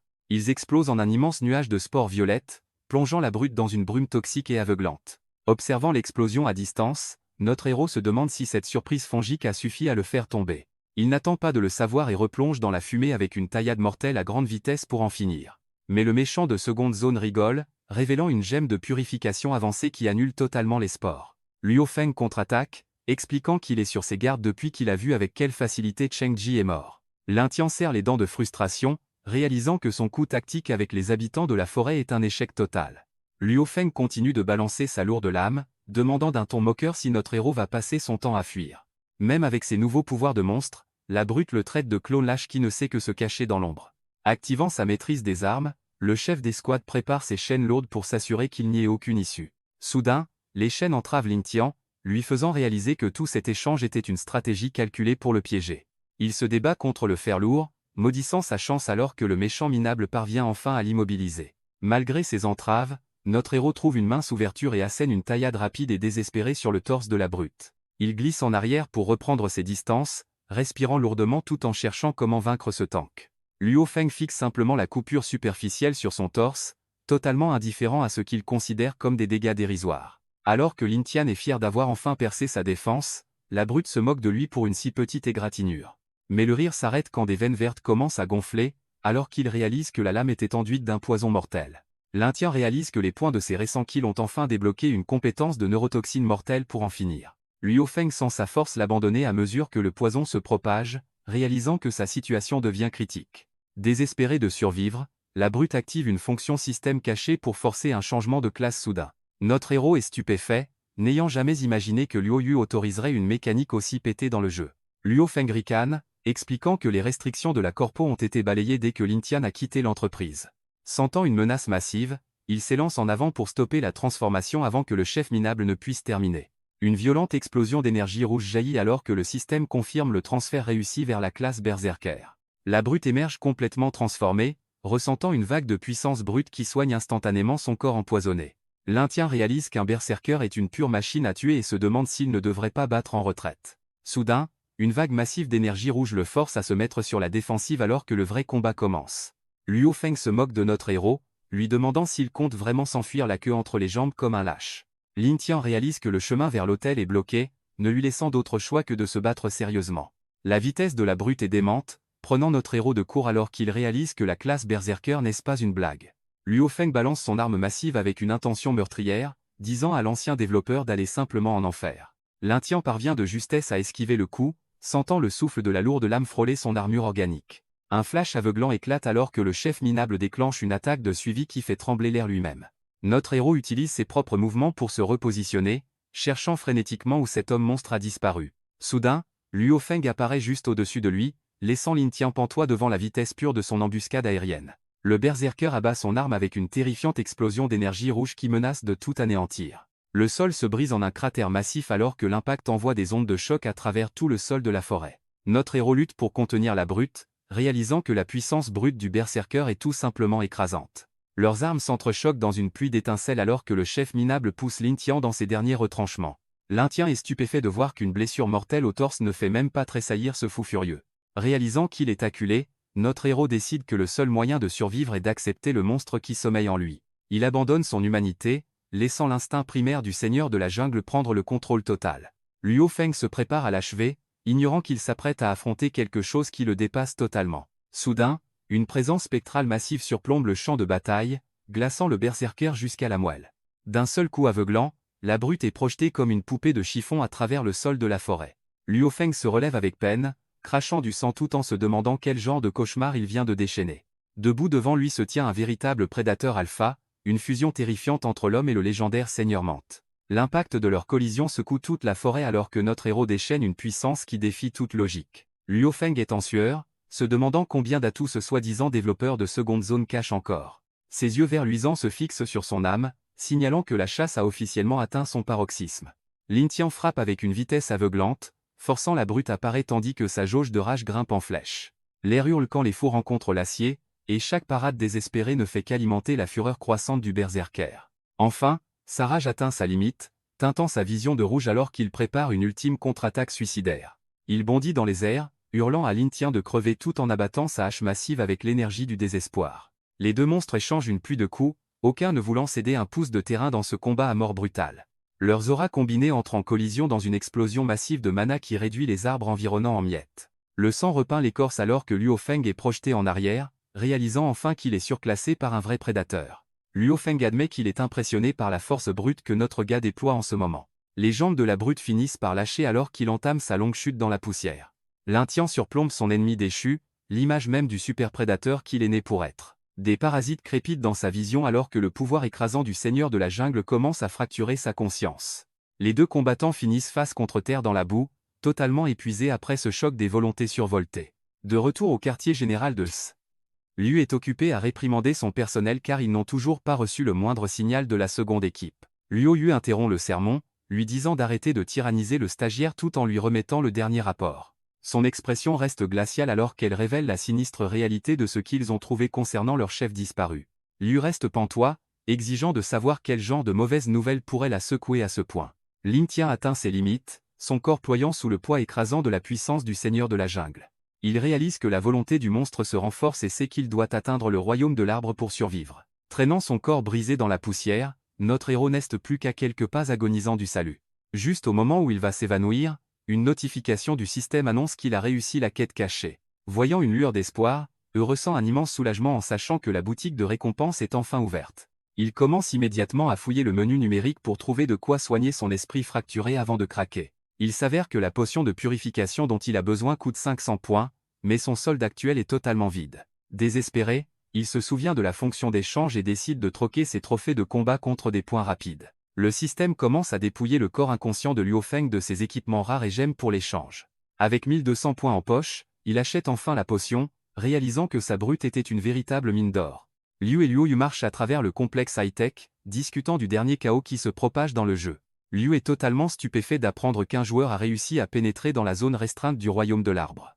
Luo Yu suit une poussée massive de mana, se demandant pourquoi leur prétendu chef d'élite n'a pas signalé ce développement. Ils arrivent à la zone de confinement de haute sécurité où la corporation cache ses secrets les plus instables et anciens. À l'intérieur d'un réservoir massif, une stèle légendaire pulse d'une énergie qui pourrait consumer le monde entier.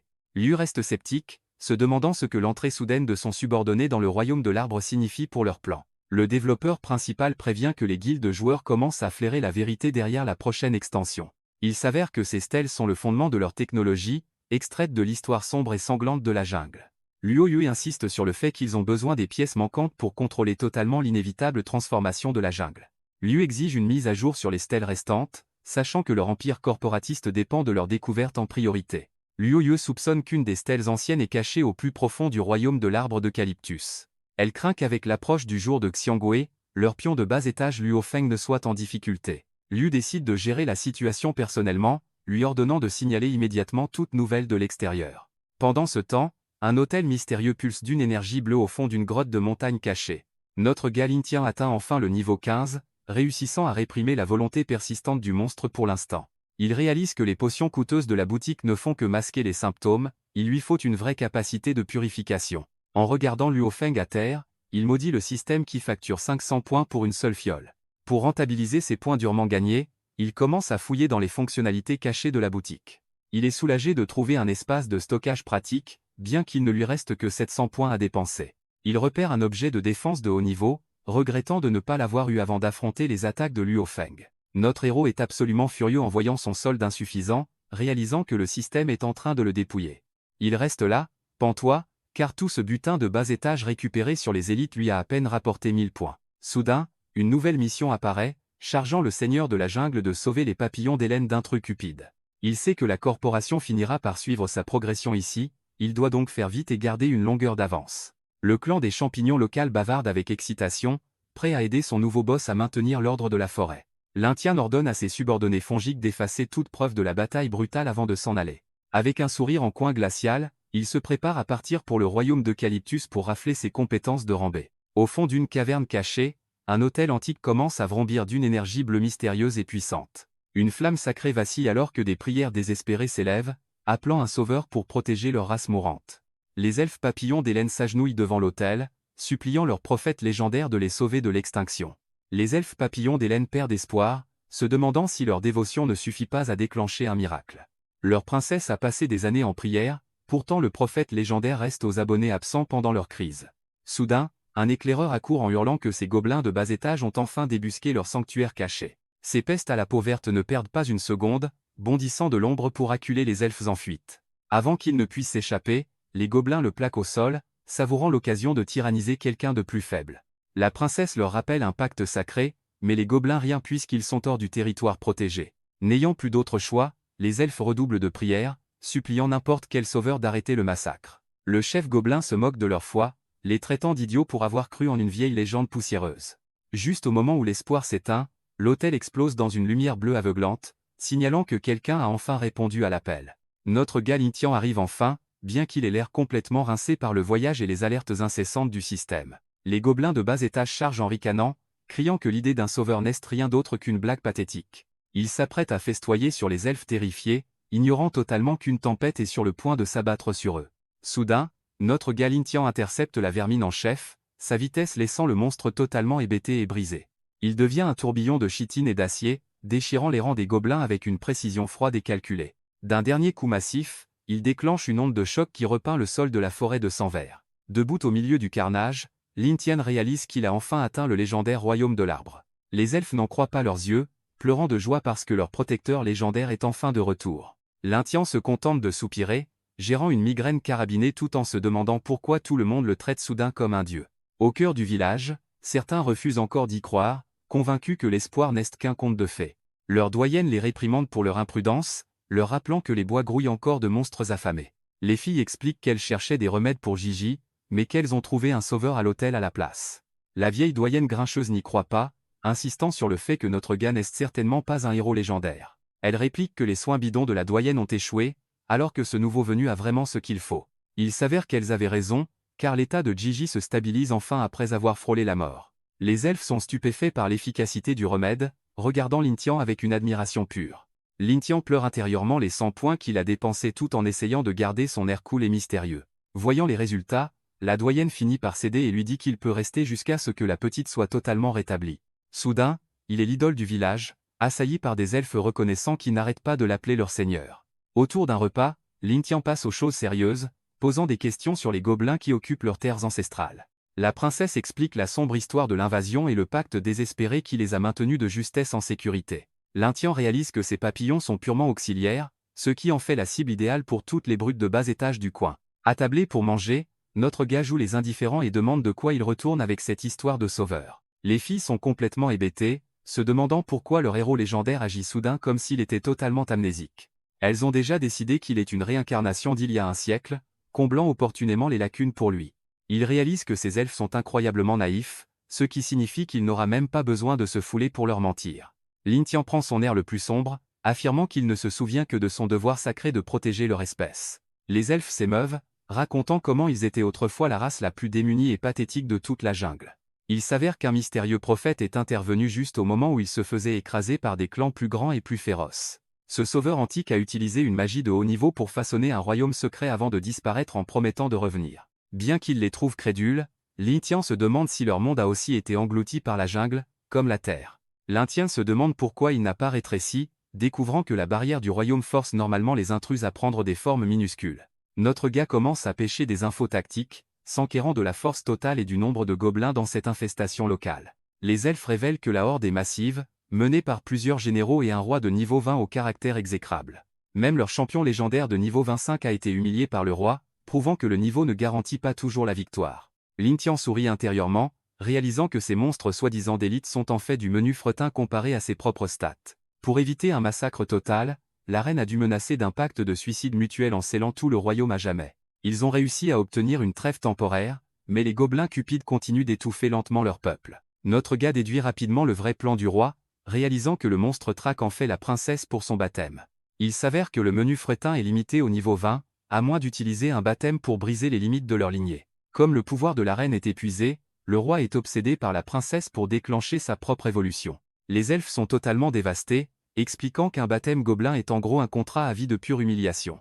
Notre gars ne l'entend pas de cette oreille et frappe la table, jurant qu'il ne laissera jamais la princesse tomber. Il la considère comme son assistante personnelle et ne supporte pas l'idée qu'un gobelin de bas étage s'empare d'elle. Il réalise que tout ce scénario ressemble exactement au BD bas de gamme à petit budget qu'il lisait chez lui. Comme le royaume de l'arbre est à une semaine de route, il demande un raccourci pour atteindre le palais plus vite. Les filles mentionnent un cercle de téléportation, mais avouent que la chef du village est bien trop méfiante pour le laisser l'utiliser. Lintien se dit qu'il doit gagner un peu de crédibilité en soignant d'abord l'un de leurs semblables malades. Soudain, son système émet une alerte, un ennemi se rapproche rapidement de leur position actuelle. Un général gobelin ailé apparaît soudainement dehors, cherchant l'homme qui a contrecarré leur plan. Alors que les elfes sont sidérés par sa prédiction, notre gars sourit simplement face à ce déchet de bas niveau qui arrive. Notre gars sourit, disant aux filles qu'il est temps de sortir massacrer quelques envahisseurs de bas étage. Le paisible village des papillons d'Hélène est soudainement assiégé, l'air nocturne chargé de tension et d'effroi. Les elfes rappellent aux gobelins leur pacte antique, exigeant de savoir pourquoi ils envahissent soudainement leur foyer.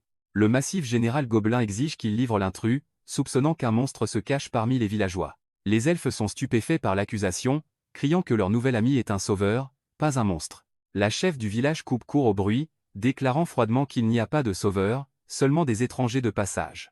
Elle reste ferme, avertissant les brutes à la peau verte qu'elles n'ont pas le droit d'approcher davantage son peuple. Perdant patience, le général tend la main pour écraser la vieille femme pour son défi et son manque de coopération. Avant qu'il ne puisse porter un coup, Lintien intervient dans un éclair d'acier, bloquant l'attaque sans effort. L'impact crée une onde de choc massive, prouvant que cet intrus n'est définitivement pas fait du même bois. Lintien sort de l'ombre, disant aux brutes qu'elles n'ont plus besoin de le chercher. Notre gars se moque du général, lui demandant s'il est déjà au bout du rouleau après un seul coup de pied. Il envoie valser la bête verte massive, prouvant qu'il est d'un tout autre niveau que ses mobs de bas étage. Une notification du système apparaît, et Lintien réalise que ce gros lard vaut 1000 points tout rond. Enragé, le général hurle qu'il doit mourir tout en lançant un assaut désespéré et brutal. Lintien bloque sans effort, notant que la force de ce gars est bien inférieure au mode berserk de Luo Feng. Le gobelin s'impatiente, se demandant si la défense est la seule chose que ce chétif étranger sache faire. Notre héros sourit en voyant à quel point la bête a vite perdu son sang-froid, esquivant facilement ses coups maladroits. Décidant qu'il en a assez vu, il se prépare à en finir vite et à stopper ce spectacle pathétique. D'une seule entaille aveuglante, il brise la défense du général, laissant le monstre totalement stupéfait. Le général est complètement ébranlé, réalisant que sa carrure massive ne vaut rien face à ce monstre. Notre gars déclare avec assurance qu'il finira ça en 3 rondes, tandis que les elfes papillons acclament leur sauveur. Soudain, une douleur aiguë lui transperce le crâne, le faisant se demander si son mal refait surface. Voyant l'ouverture, le gobelin s'élance, pensant avoir enfin une chance d'écraser ce gamin arrogant. Lintien serre les dents, sentant les effets secondaires persistants de la volonté du monstre ronger sa concentration. Il réalise que la potion n'a fait que supprimer la mutation, et qu'il est maintenant sur le point de perdre à nouveau le contrôle. La bête se moque de lui, exigeant qu'il continue de se battre s'il veut vraiment jouer les héros pour ses insectes. S'il parvient à tenir bon, la purification de la race des papillons pourrait être sa seule chance de rester humain. Le général fait pleuvoir une rafale de coups, mais Lintien est trop occupé à combattre le démon en lui. Atteignant enfin sa limite, il pousse un rugissement sauvage alors que le mode monstre prend totalement le dessus. Notre héros déchaîne une pluie de coups, mais son esprit est un chaos total en ce moment. Il sent sa volonté faiblir et se demande pourquoi la race des papillons n'a pas encore commencé la purification. L'aîné des elfes perçoit une aura sombre terrifiante et réalise que leur prétendu sauveur perd la tête. Furieux que les elfes ne prennent pas l'initiative d'aider, Lintien perd finalement pied avec la réalité. Le général gobelin est totalement hébété, transpirant à grosses gouttes en voyant son adversaire se transformer en cauchemar. Une alerte de danger massif clignote alors que l'intention meurtrière du seigneur de la jungle culmine, menaçant de massacrer tout le monde. Le sol se brise sous le poids de son mana corrompu, envoyant des ondes de choc à travers tout le champ de bataille. Il replonge dans la mêlée, ses mouvements devenant plus animaliers et violents à chaque seconde qui passe.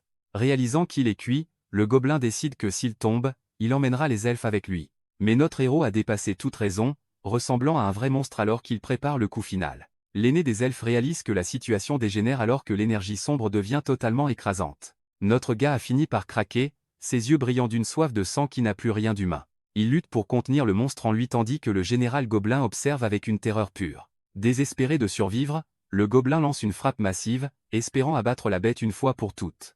La princesse Papillon et son peuple ne peuvent que regarder avec horreur leur prétendu sauveur devenir un cauchemar. Un pilier d'énergie massif jaillit alors que le seigneur de la jungle riposte avec une force écrasante contre les envahisseurs. Lintien devient rancunier, pensant que les elfes sont des trachetiers pour rester là sans rien faire pendant qu'il fait le sale boulot. Le général gobelin essaie de faire le dur, provoquant notre héros pour continuer le combat malgré le danger évident. Il abat sa massue massive de toutes ses forces, visant à écraser le développeur transformé une fois pour toutes. L'impact déchire l'air, marquant le début d'un échange brutal dont un seul sortira vivant. L'aîné des elfes intervient avec un bouclier, se demandant si leur sauveur a fini par perdre la tête. Voyant l'ouverture, le général gobelin ordonne désespérément à ses sbires trachetières de neutraliser les elfes immédiatement. Les mobs à la peau verte chargent, espérant interrompre le rituel que ces pestes allaient tentent de réaliser. Soudain, les elfes papillons commencent leur danse de purification, emplissant l'air d'une lumière qui consume les ténèbres. Notre héros sent la corruption s'estomper et réalise que le clan des papillons a vraiment le pouvoir de stabiliser son âme. L'esprit clair, il transperce les rangs gobelins comme un couteau brûlant dans du beurre, ne laissant que du sang. Le général gobelin reste pétrifié alors que toute son escouade est anéantie dans un seul éclair rouge terrifiant. Lintien sourit, sachant qu'il a enfin convaincu l'aîné et que ce petit jeu est officiellement terminé. Soutenu par toute la puissance du clan des papillons, il demande au général s'il est prêt à affronter leur colère. Le gobelin ne peut que transpirer de terreur, réalisant qu'il n'est plus le prédateur dans cette jungle tordue. Notre héros porte un coup fatal final, effaçant complètement les derniers déchets gobelins de l'existence. Le clan des papillons explose de joie pour leur sauveur alors que le système lui accorde un énorme bonus de points. Lintien s'émerveille de sa nouvelle force, réalisant que leur magie d'amplification a doublé sa puissance brute. Cependant, la soudaine montée d'énergie commence à peser, le laissant étourdi et épuisé. Son corps atteint enfin sa limite et il s'effondre, à l'horreur de ses nouveaux alliés allés. Les filles papillons veillent sur lui en retenant leur souffle, espérant désespérément que leur héros ouvrira les yeux. L'aîné du village finit par faire évacuer la pièce, insistant sur le fait que le sauveur a besoin d'un calme absolu pour récupérer. Quand il se réveille enfin, il trouve la chef austère qui l'attend pour discuter de sa condition physique déclinante. Elle lâche une bombe, expliquant qu'une force étrangère terrifiante consume lentement son énergie vitale. Lintien a des sueurs froides, réalisant que le prix de sa transformation pourrait être plus élevé que prévu. L'aîné l'avertit que ce pouvoir sombre est une épée à double tranchant qui finira par le dévorer vivant. Notre héros réalise que le pouvoir du seigneur de la jungle est lié à une stèle légendaire qu'il a utilisée en urgence. S'il parvient à retrouver les 4 stèles restantes, il pourrait bien réparer ce système buggé pour de bon. Il admet qu'il n'est pas un sauveur légendaire, et la vieille dame acquiesce brutalement en disant que le mythe est totalement trashtier. Cependant, ses actions récentes ont prouvé qu'il n'est pas un pur méchant, lui valant un soupçon de respect de l'aîné. Il prévoit d'utiliser le clan pour sa stabilité, notant que l'aîné est trop naïf pour les ruses de niveau humain. L'aîné propose une rencontre avec la reine, à condition qu'il jure d'anéantir ces maudits gobelins. Lintien sourit simplement, confiant qu'un roi de niveau 20 n'est rien face à son intellect développeur. Une nouvelle alliance étant formée, le duo improbable s'enfonce dans le palais pour finaliser leur plan. Il s'approche des anciennes structures de pierre où le destin de la race des papillons sera enfin scellé. L'aîné explique que chaque village possède un panneau de signalisation permettant de se téléporter directement au palais royal. Comme elle est la prof de la princesse, notre héros réalise qu'obtenir une audience sera un jeu d'enfant. Il note le statut élevé de la vieille dame, se disant que son cerveau est fonctionnel comparé au mob trashtier. L'énergie spirituelle déferle dans la forêt alors que l'ancien réseau de téléportation s'active enfin à plein régime. Dans un flash aveuglant, le trio disparaît du village, ne laissant derrière lui qu'une traînée de mana s'estompant. Ils arrivent au palais papillon d'Hélène, une structure majestueuse bâtie au cœur même de l'arbre. Le rayon de téléportation les dépose sur le sol du palais, signalant leur arrivée soudaine aux gardes royaux. Les gardes sont instantanément sur les nerfs, craignant qu'un warp soudain signifie que la vermine gobeline a enfin percé. Mamie Rui les calme, annonçant fièrement qu'elle a amené le sauveur tant attendu à la princesse. Les gardes sont complètement sciés, incapables de croire que la figure légendaire se tient juste devant eux. Les couloirs ornés du palais papillon sont silencieux alors que le groupe se prépare pour l'audience royale. Une femme superbe vêtue de rose s'approche, reconnaissant immédiatement notre héros comme le sauveur légendaire qu'ils attendaient. L'aîné confirme son identité, expliquant comment il a écrasé solo la vermine gobeline trashtier à l'hôtel. Lintien fixe la princesse alors qu'une quête système pop, lui demandant de gagner son cœur. Il est d'abord scotché par cette quête chelou mais s'incline rapidement, jurant de chasser tout envahisseur étranger. Notre gars sourit en coin, pensant que cette princesse innocente sera un ticket facile pour 3000 points de jungle. La princesse congédie l'aîné pour qu'elle récupère sa récompense, bien que la vieille semble hésiter à partir. Elle les salue d'un sourire doux, promettant qu'elle s'occupera personnellement de leur invité. Dans un bruit sourd, les portes du palais se scellent, les laissant tous les deux seuls dans la salle. Soudain, la princesse se rapproche dangereusement, laissant Lin Tian hébété alors que la barre de progression romantique s'emballe. Lin Tian réalise qu'il est tombé dans un piège de séduction alors que la princesse le surplombe. Avant même de pouvoir réagir, notre héros se fait assommer net et s'écroule lourdement au sol. Il s'avère qu'elle a trouvé son manuel secret sur comment conquérir une princesse et suspecte ses motifs. Quand il se réveille enfin, il la voit serrer le livre avec un regard de pure trahison. Il se retrouve ligoté comme une momie pendant qu'elle lui plaque une dague sous la gorge. Elle le traite de sale menteur, refusant de croire qu'un étranger lambda puisse être leur sauveur. Juste avant qu'elle ne l'achève, il lui dit désespérément de confirmer son histoire auprès de l'aîné. Elle ne gobe pas son jeu, ne lui laissant d'autre choix que d'arrêter d'être gentil et de riposter. Avec une explosion soudaine de puissance, il déchire ses liens et projette la princesse à travers la pièce. Il l'immobilise instantanément, lui montrant que le sauveur dont elle doutait est en fait un vrai monstre. Notre gars se moque de la princesse, notant que son clan pacifique n'est clairement pas taillé pour la rudesse du vrai combat.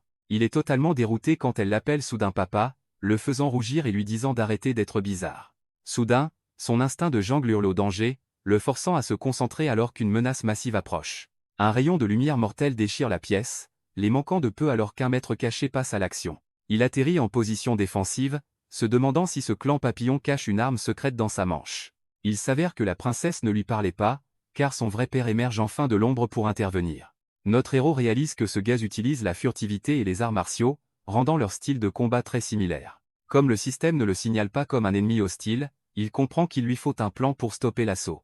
Il décide de jouer les méchants et utilise la princesse comme appât, forçant le guerrier caché à se montrer. Le prince papillon se révèle enfin, demandant si notre gars n'est qu'un autre intrus trachetier jouant au sauveur. Lin Tian réalise que ces papillons sont bien plus malins qu'ils n'en ont l'air, rendant sa mission cauchemardesque. Il admet qu'il a failli se faire avoir par le charme de la princesse, mais maintenant les choses tournent mal. Soudain, le père de la princesse commence à le traquer comme un prédateur de haut rang dans les couloirs du palais. Notre héros est stupéfait car ces papillons trachetiers étaient censés être faibles, mais ce gars est une bête.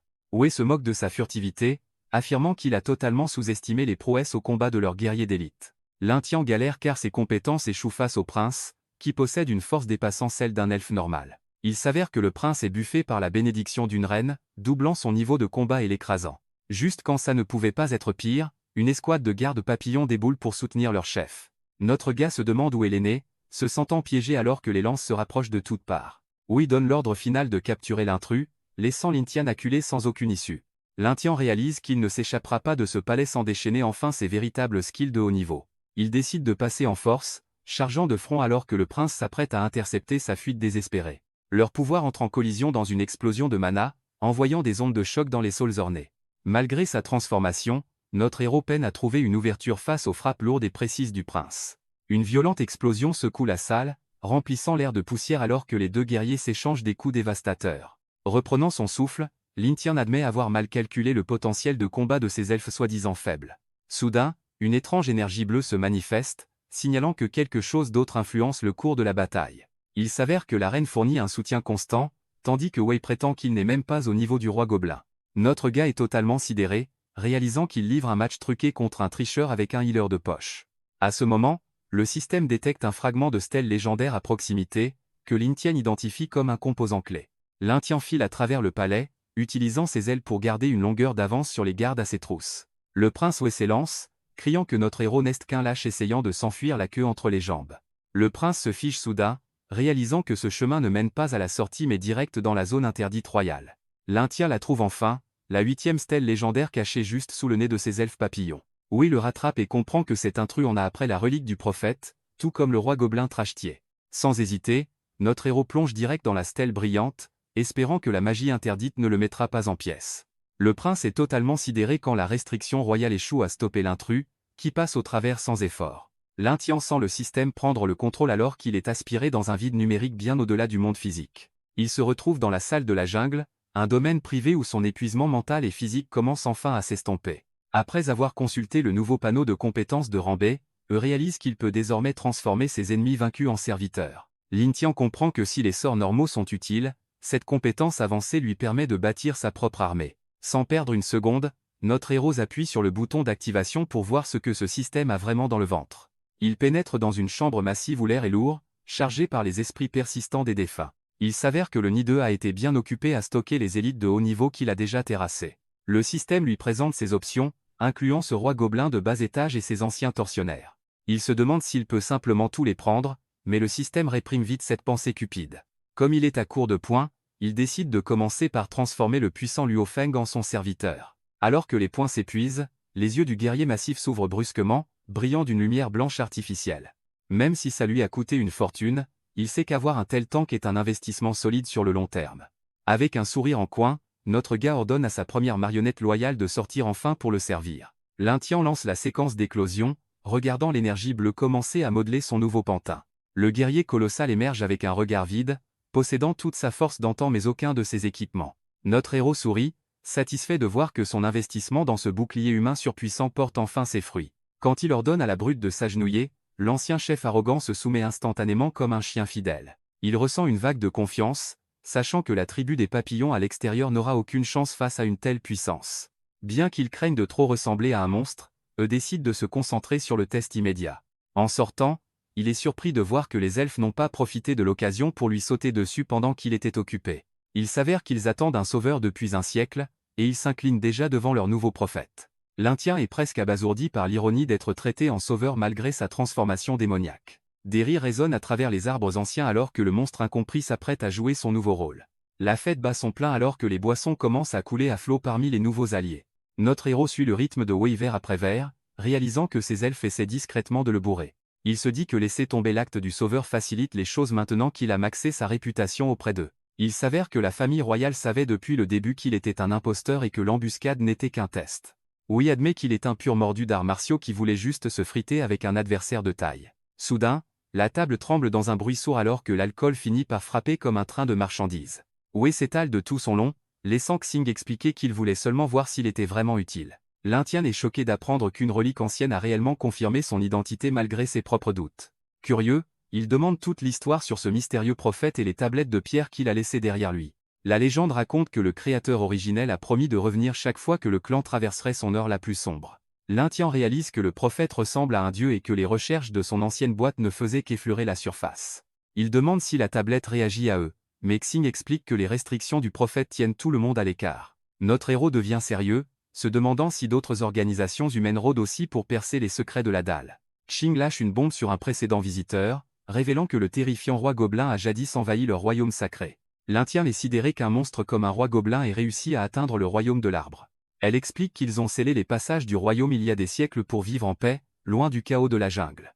Cette paix a volé en éclats quand Kuei, en vrai accro à la baston, a forcé l'hôtel royal pour trouver des rivaux. Il y a des années, le roi gobelin s'est faufilé à l'intérieur, et les elfes l'ont accueilli par erreur comme leur sauveur prophétisé. La tablette de pierre n'a pas été dupe, foudroyant le monstre avec assez d'énergie sainte pour presque l'achever.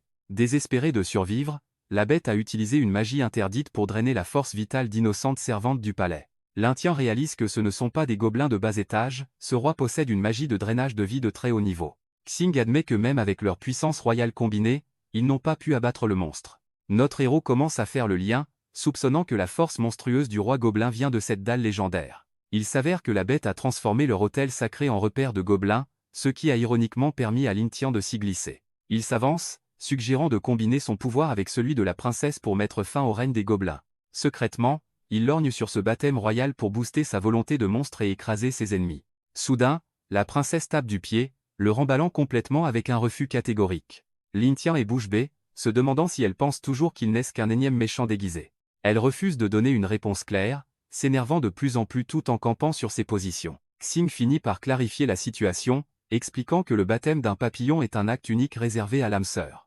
L'Intien est pris de court en apprenant que ce baptême est en gros une demande en mariage pour la vie.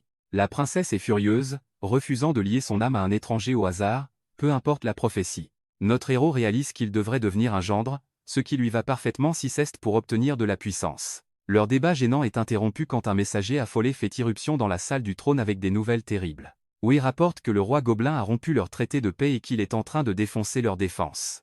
Le groupe se demande si la bête a eu vent du retour du prophète et a décidé de frapper plus tôt que prévu. Xing estime qu'ils n'ont que quelques jours avant que le palais ne tombe, rendant leur situation assez critique. L'Intien soutient qu'ils doivent abandonner leurs traditions obsolètes s'ils veulent survivre à cette invasion. La reine le regarde, enfin prête à écouter n'importe quel plan délirant que notre héros a concocté. Il suggère un baptême temporaire pour sauver le royaume, prévoyant secrètement de lâcher la quête de faveur plus tard. Xing explique que si la connexion spirituelle est un pari, leur situation désespérée en fait un risque nécessaire. La princesse accepte l'épreuve à contre-cœur, y voyant un moyen de racheter ses erreurs passées. Notre gars sourit d'un air narquois, certain que combiner sa volonté de monstre avec ses serviteurs le rend absolument invincible. La légende du prophète plane sur eux alors que le clan se prépare pour le rituel sacré. Les elfes du coin commencent à commérer, se demandant si leur sauveur va vraiment passer la bague au doigt de la princesse. L'Indien commence à être un peu médusé en remarquant que l'ambiance passe du rituel à quelque chose de romantique. Il s'avère que le baptême implique une robe de mariée complète, laissant la princesse furieuse face à cette prétendue formalité. La foule s'enflamme et acclame, clairement plus excitée par un mariage royal que par l'invasion de monstres imminente. Debout devant le prophète, la reine présente officiellement son nouveau gendre à tout le royaume.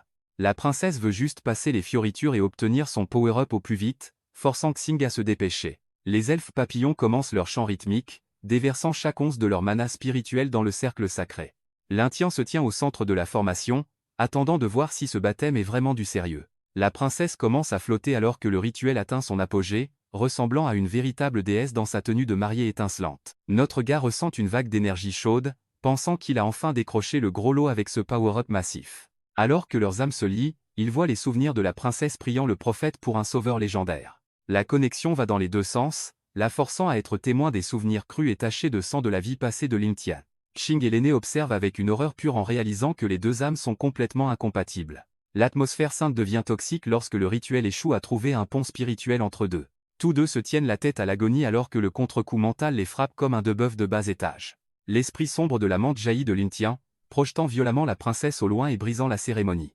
Wei rattrape la princesse alors qu'elle s'effondre, tandis que Xing regarde leur dernier espoir tomber en poussière. Notre gars percute lourdement le sol, le souffle court, alors que l'échec du rituel lui laisse un goût amer en bouche. Il admet que le baptême a échoué, réalisant que jouer le rôle d'un héros légendaire n'est pas aussi facile que prévu. Xing regarde sa fille avec désespoir, craignant que la destruction de tout leur clan ne soit désormais inévitable. L'Indien fixe ses griffes, se demandant si sa nature sombre est ce qui a vraiment bloqué la connexion spirituelle. Wei explique qu'un lien de cœur à cœur est requis, faisant sentir à l'Indien qu'il n'est définitivement pas le sauveur prophétisé. Le prince révèle comment la protection du prophète les a en fait rendus faibles et vulnérables à l'actuelle invasion de gobelins. Notre gars est complètement médusé quand Wei suggère qu'il pourrait y avoir une autre façon d'interpréter l'ancienne prophétie. Le couple royal s'incline soudainement, le suppliant de guider leur peuple hors du royaume et de retourner dans la jungle. Lingtian est stupéfait, demandant ce qu'il adviendra du roi et de la reine s'il emmène tous les autres. Xing est prête à mourir en beauté, prévoyant de se sacrifier aux côtés de son mari. Notre gars les recadre immédiatement, leur disant que leur plan suicidaire est pourri et ne résoudra rien. Wei le supplie, convaincu que seul son leadership peut guider leur clan en toute sécurité vers la jungle. L'Indien réalise que devenir leur roi règle ses problèmes tout en lui fournissant un approvisionnement régulier en purification de mana. Le couple royal l'observe, complètement médusé, attendant qu'il révèle son prochain coup d'éclat. Il sourit d'un air narquois, décidant que si la princesse est d'accord, il lancera un plan spécial pour conquérir son cœur. Au fond du jardin forestier, l'atmosphère est paisible malgré la menace imminente de l'invasion gobeline. Yein est assise sur sa balançoire, boudant car elle n'est clairement pas ravie de la situation actuelle. Soudain, elle est prise au dépourvu alors que la chute de pétales signale que quelqu'un ou quelque chose approche de son sanctuaire privé. Notre gars s'approche de la princesse avec une rose, lui demandant avec assurance pourquoi elle passe son temps toute seule. Il essaie de jouer les héros charmeurs, se demandant si quelque chose la rend malheureuse en ce moment. Il s'avère que son flirt de bas étage se retourne violemment contre lui alors que les niveaux d'affinité de la princesse chutent dans le négatif. Il réalise que son plan d'utiliser des clichés de films ringards est un fiasco total et regrette d'avoir tenté le coup. Alors que la reine trouve la scène romantique, le prince observe avec le regard critique et acéré d'un père. Malgré la tension gênante, ils poursuivent leur conversation alors que le soleil se couche sur le magnifique jardin forestier. La princesse sort soudainement une lame, déclarant qu'elle ne fera jamais confiance à un étranger, quels que soient les souhaits de ses parents. Elle se moque de son manque de force, soulignant que puisque le baptême a échoué, il est pratiquement impuissant désormais.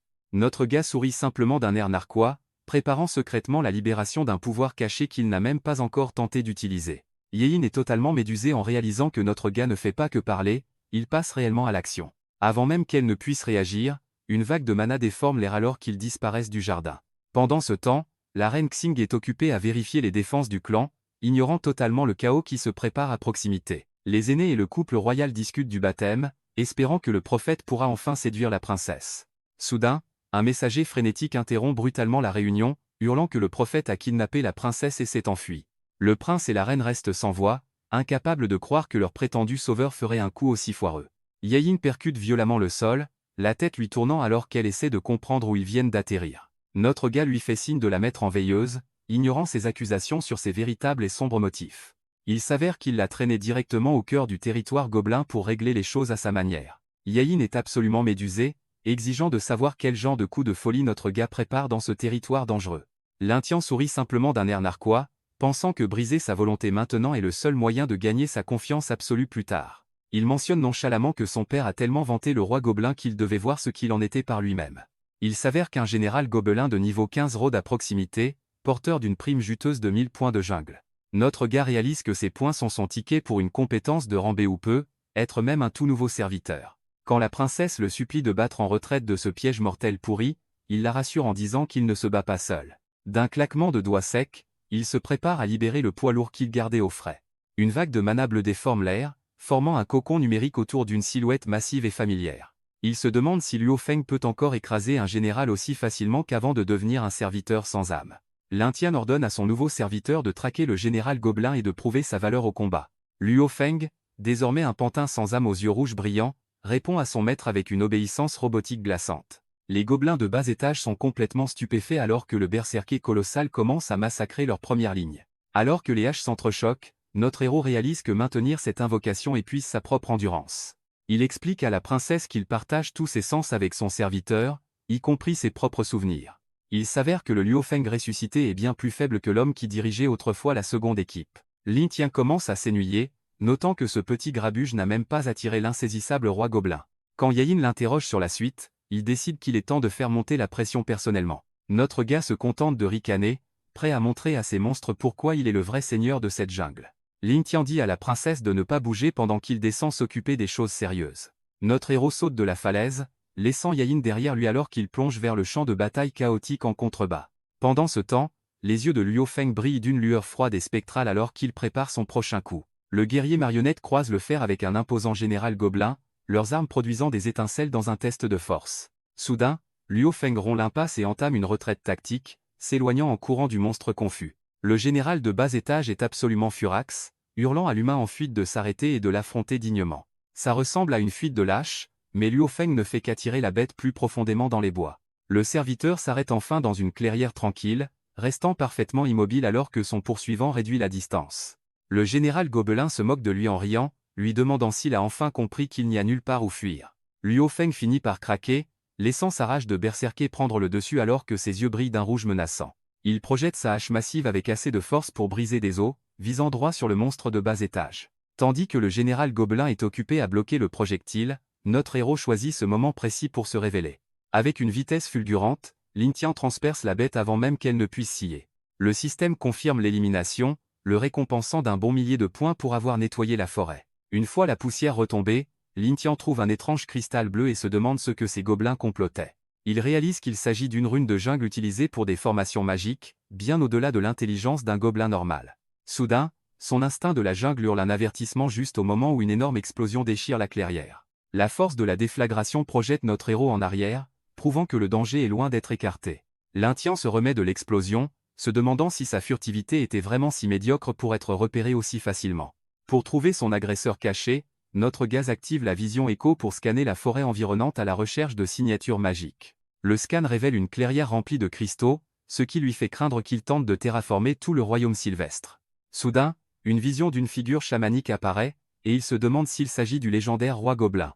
Le système confirme ses craintes, marquant ce monstre comme le boss final valant un énorme bonus de 10 000 points. Alors que la bête ouvre les yeux, la simple pression prouve que ce n'est pas juste un autre mob du même acabit. Avant même qu'il ne puisse planifier son prochain coup, la réalité d'avoir été détectée le frappe comme un coup physique.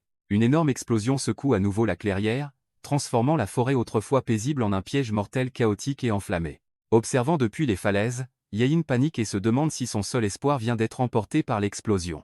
La forêt s'embrase dans une série de déflagrations violentes, donnant l'impression que c'est la fin du monde. Yayin observe le carnage, espérant désespérément que notre héros n'est pas du genre à se faire battre aussi facilement. Elle essaie de jouer les durs, se disant qu'elle devrait juste filer maintenant que tout le monde est probablement mort de toute façon. Mais elle réalise vite que ses parents ne cesseraient jamais de lui reprocher sa mort s'il venait à périr. Sorti de nulle part, Lyntian atterrit juste à côté d'elle, prouvant qu'il est toujours bel et bien dans la partie. Il a l'air assez amoché et l'avertit que le roi gobelin est déjà à leur trousse. En bas, le boss lui-même s'écrase au sol, dégageant une pression qui écraserait n'importe quel chasseur de bas étage. Il scanne la zone à la recherche de sa proie, se demandant si l'intrus a réussi à lui filer entre les doigts. Soudain, il réalise que le fragment dans sa main résonne avec la puissance de la légendaire dalle de pierre.